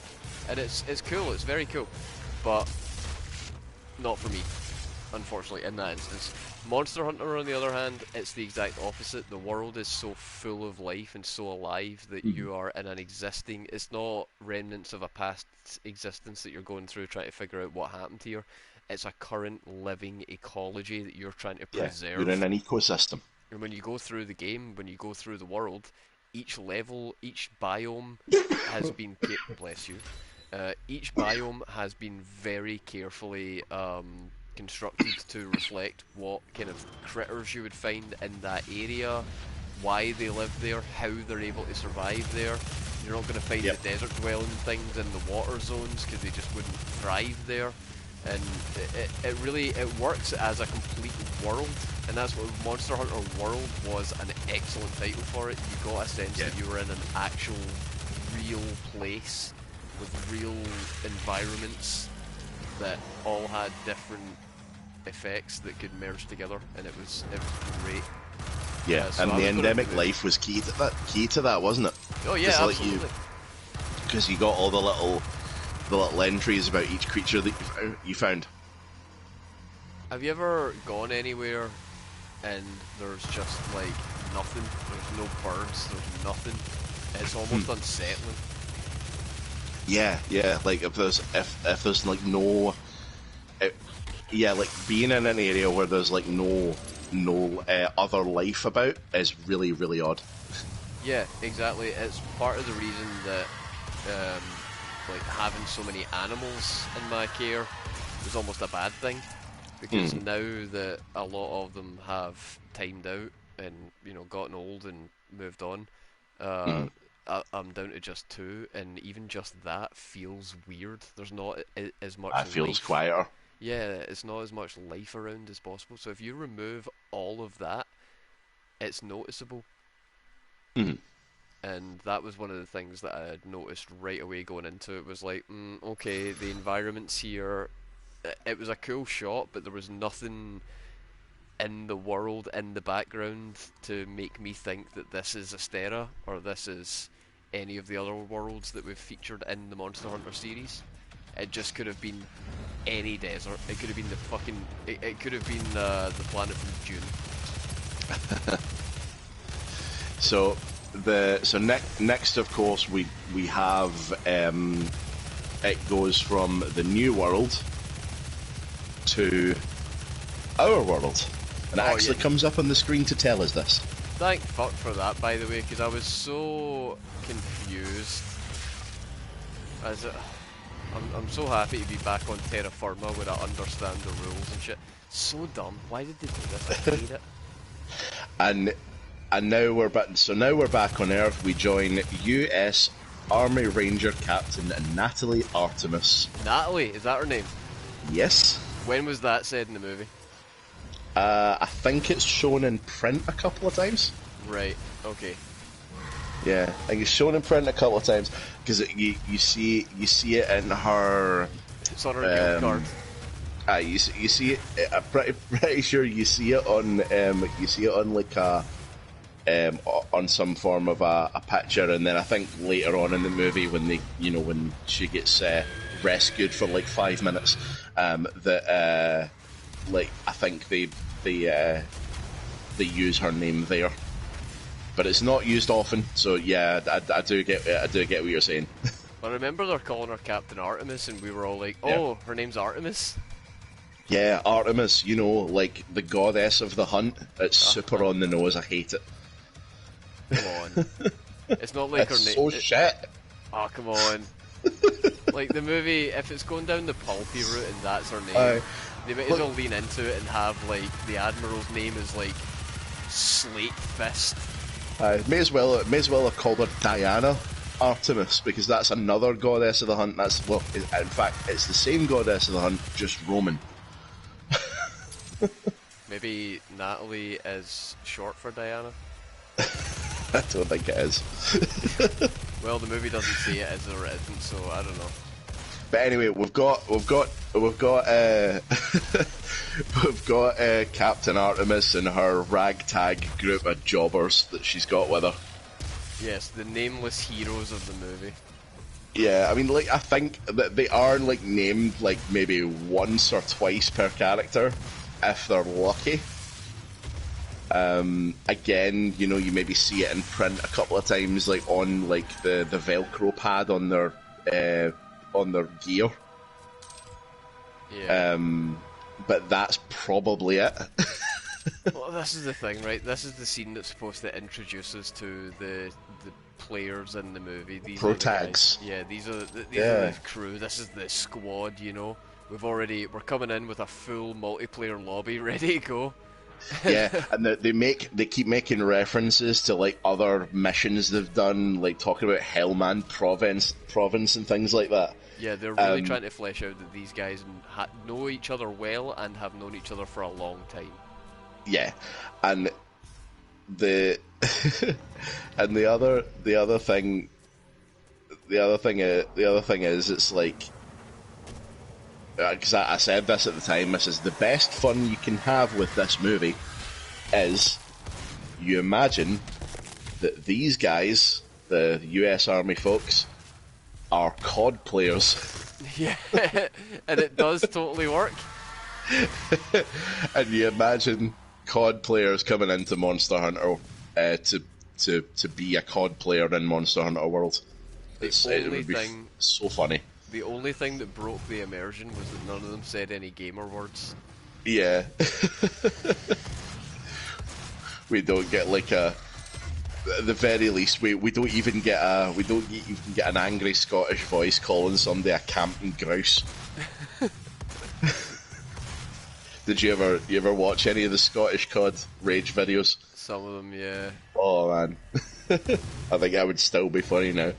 Scottish videos hit different. Yeah, they do. So they're looking for, so that her UN security team are looking for another group of missing soldiers in the desert. Bravo team. Yes, Bravo team has gone missing. Not dissimilar to Resident Evil. The game though, the game, not the movie. Isn't it wonderful? I just want to just quickly draw attention to this side thing that I've just noticed, right? Isn't it wonderful how they don't have to explain anything about the military mission they're on because they're saying they're from the UN? Yeah, no, why would they? Like that's like I have closed the loop in this plot hole. The movie. See how I've done it? See how clever I've been? The movie's not concerned with subterfuge. Right, No. It's not trying to do a thing where it's like, oh look, it's just a military. Like, you've seen From Dusk Till Dawn, right? Yeah. At what point did you know that was a fucking vampire movie? Was it when the vampires showed up? Because I had no goddamn clue up until that point myself. Yeah. And it's one of those genuine, like, genre shifts that comes out of nowhere. It totally changes the tone and theme of the movie, and it recontextualizes everything that came before, and this just ain't that. Yeah, that is that. From Dusk Till Dawn, is that done well? Or at all. Yeah. The movie has got no it is not trying to convince you that it's not going to Monster Hunter World. It shows you at first. Yeah. If this was just, it started with them in the desert, and then we got transported to a faraway planet, a world where monsters rule, then we could watch them play their game of COD like an ace while they're in the place trying to fight the monster from the evil Moo. I couldn't make it work all the way to the end. Yeah, so yeah, couldn't not dip into Monster Rancher there, eh? I would take that movie at this point as well. Oh man, but but what happens? They're looking for Bravo team. They can't find fuck all. and then all of a sudden, there's a big storm comes through, big, huge wall of storm, which they keep insisting that there's like enemies behind potentially. So there could be hostiles behind that storm. Yeah, we were talking about this. What the fuck was that about? Have Al Qaeda got storm on their side all of a sudden? Like, what the fuck? What, are they going to be riding fucking horses and camels inside the tornado? We've got desert creatures, brother. Don't worry about it. The sand can't touch us now. We've got extra eyelids, just like the camels. They've finally gone deep into their own mythology and harnessed the power of the Jinn. Yeah, like, what did they think they were fighting? A fucking genie? Like... Oh my god, the enemy could be... We've heard about this storm technology they've been working on. I think this is called a blitzkrieg. I heard about these in the war. Like, oh my god. This band talk about them as well. Sabaton, they're cool, you should check them out. Yeah, fucking hell. That is one of the most amazing statements I've ever... Oh, I'm going into a boss fight into this is a big restock. Oh dear. Oh, well, fuck me dead. Right, hang on, it looks like there might be... Is that a fake out? Is that just where I've been from? Yes. Yes, that's where we've been from. So, we are gradually building up to a big final clash. You're getting little bits and pieces about Olivia Pierce and things as well. We've got a quad damage ahead. Yep. And we're going to get loads of waves. So many waves. Loads of those big guys as well. Give me that and give me that. Oh, that'll do. That's tasty. Fucking deep. The only thing is, the purple and red makes it super hard to see. Yeah, it's visually busy, isn't it? I cannot tell what the fuck anything is. That purple vignette round the outside of the screen. Ugh. God, everything's so red. It's my favourite colour, but Jesus. Well, we in hell. Yeah, but holy fuck. Playing into the meme a bit, lads, aren't you? Yeah, they are. You hang up some fairy lights. Some softer lighting. Just to set the mood. I've seen South Park, I know Satan's into that kind of thing. Yeah. He likes a little candlelit dinner. Oh, is that going to be the second boss, or we're going to fight Saddam? Sick. Awesome. Maybe he's got that fucking mad storm technology that the desert people have. So yeah, the storm does eventually catch up to our heroes. And they die for the first time, because throughout the movie, and I feel that this is important to mention, throughout the movie you were keeping track of how many times the protagonist died, or theoretically should have died. Yeah, because they get hit by the storm, and I'm like, oh well, you're dead. Your skin is getting flayed from you as we speak. You're dead. Yeah. Then the Yeah, car you're being cooked by lightning. Yeah. Yeah, then the car tips over, and it's not just a wee bit of the car tips over. It's like this thing gets tilt-a-whirled. Yeah, it is the Humvee is being launched and is bouncing through the air. It's not even like a wee bit of a crash. It's not like it just gets It's not. Remember in Evil Dead 3, when Ash's car teleports in and it just kind of falls a little distance and it makes enough of a noise that everybody's like, whoa, what the fuck was that? This thing does that, but it is also like, imagine that cross the intro from Kung Pao where the baby's rolling down the hill. Yeah. So this crash, if it was taking place in any situation other than falling through a portal between dimensions, there would be no survivors. Like, you place that crash on a hillside, everyone's dead. Not just the people in the vehicle, anybody that was in the immediate area. Yep. But tumble through dimensions we do, and we end up in a desert, which is the desert of the new. excuse me, the desert of the New World, of course. Which, if I had to guess, I would say was Wildspire Waste, but after seeing the ecology of the zone, I'm not so sure. Nope, not convinced. So we go through the desert for a while, and then they get into their Humvee, which, as I recall, still drove for a while somehow. Yeah, no shot. That's such a good ad for. That is like the best ad I've ever seen for whatever brand of Humvee that was. Well, The American military would be like, God damn, we need those. It would have been a Hummer H1, Hummer H1, which has been the kind of main. It's been the kind of mainstay of the American Army, much like the Land Rover has been a mainstay of the British one. Right. Well, yeah. It was really funny about Hummer H1. What's that? It will not fit on most British roads. Really? Yeah. So this vehicle is wider than most lanes, most single lanes, in the UK. It is an enormous car. Like if you sit in the driver's seat, your passenger next to you is almost in a different postcode. Wow. That's amazing. I suppose they had to develop a vehicle that could fit all of that ego in.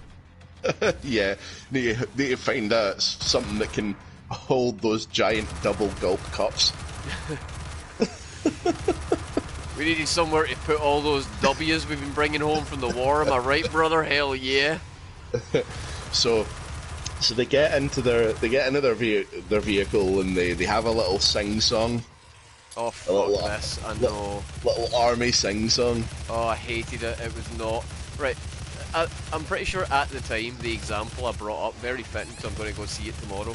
But aliens, right? You get the squad together. They're in the fucking shower or whatever.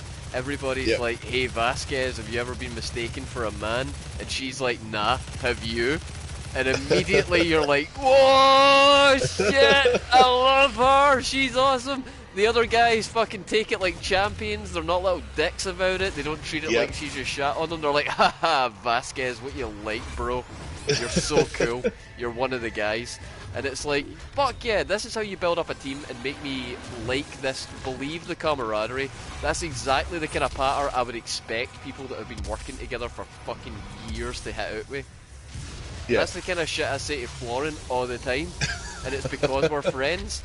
And it's such an easy, quick way to make it a believable camaraderie to have a bit of banter, but no, we've got to have a sing-song.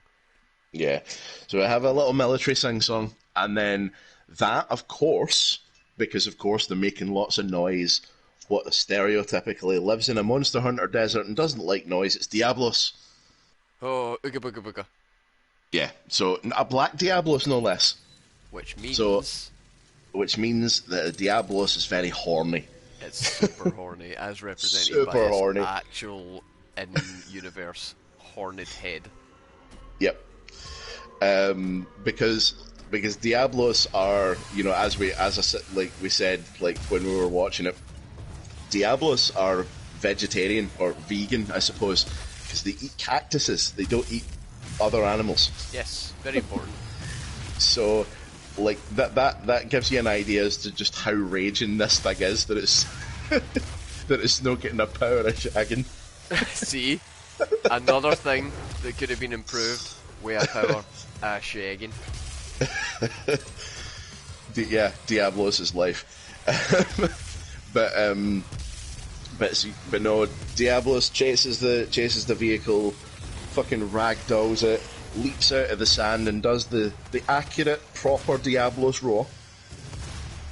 Which we'll give them points.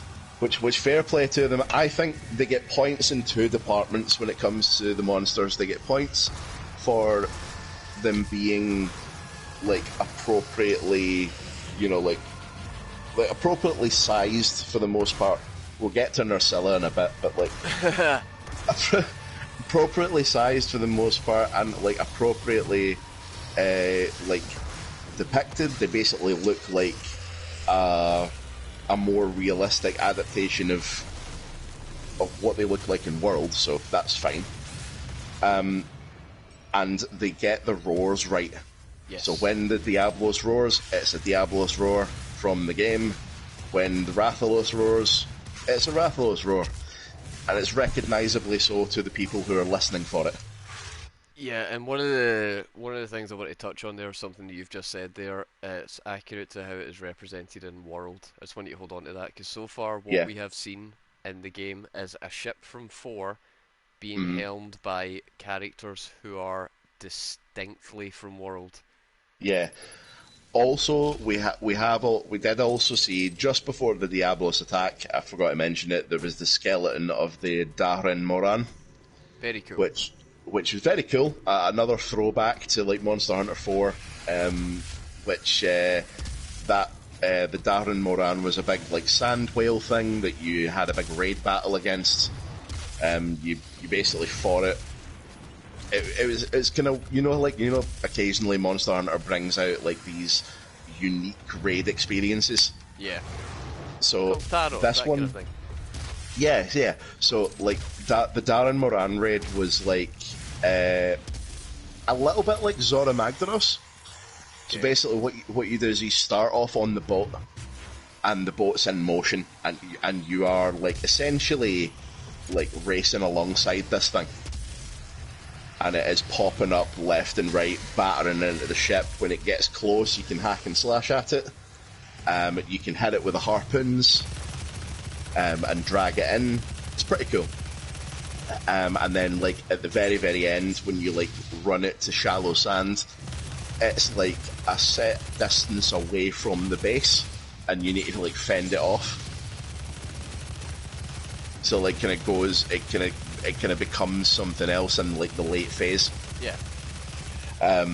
So yeah, so seeing that represented in the movie was pretty cool. Like, again, it's another callback to something much older than World, which I appreciate. Oh my god, these guys hit real fucking hard.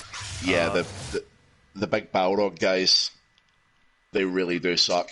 One shot. It is with them, the big siege gun's good. The rocket launcher's pretty decent as well, especially as you're not taking damage from your own explosions anymore. Oh yeah. Yeah, so bear that in mind as well. Wait a minute, so then how the fuck did I get killed from that explosion when I used the rocket launcher at close range last time? What the fuck was that? So you might have hit there was a lot of it. Was that not a lot of explosive barrels around at that point? Maybe. Yeah. That feels like an excuse. Because I'm pretty sure you've got the upgrade that you don't take damage from your own explosions anymore. Yeah, I think that was pretty important. Yeah. After taking too many deaths to explosive barrels in the initial run of the game. Yep. So yeah, so we get some Diablos, and then they're chased. The Diablos is essentially impervious to their weapons because they're using little piddly rifles. Yes. And it's not a heavy bowgun. No, which we never actually see in the movie. Nobody uses one. I'm kind of no one uses disappointed one. about that. Yeah, I mean, like, I bet that if we looked really closely at the background, like, towards that last fight that the movie goes into at the end, there's probably at least one heavy bowgun visible. I'd probably, but it's not made a feature at any point, which seems odd to me. Well, they stick more to the kind of traditional weapons, like your bow and arrow is something that's it's recognisable outside of the lore of Monster Hunter. Yeah. You've got your swords, which again, recognisable outside of Monster Hunter. So I think they kind of stuck mostly to the stuff that you might see IRL or be able to reasonably determine what it is the fantasy equivalent of. Yeah. As opposed to like heavy bowgun, because then people might be like, oh, why did the gun at the start not work? Is it different bullets? Well, the interesting thing about that, I suppose, is like, by the same token, like, you could argue that the heavy bowgun would have made the most sense, because here we have a person who is a US Army soldier, and they're used to using firearms, Yeah. and they're used to using firearms-centric combat. So, like, doesn't that make the most sense for a character that's come in from from quote-unquote the real world? Oh, is this where they pulled my fucking thing from the first time? Yep. Oh, sick.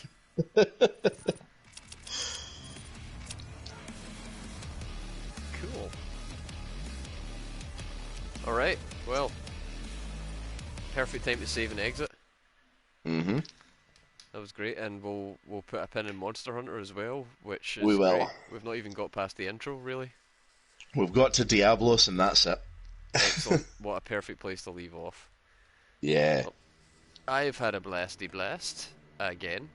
me Looking too. forward to playing this again next week, and of course on Thursday we will be playing some Sackboy Big Adventure with hopefully Bebop again, who will hopefully be creating such wonderful moments as last time.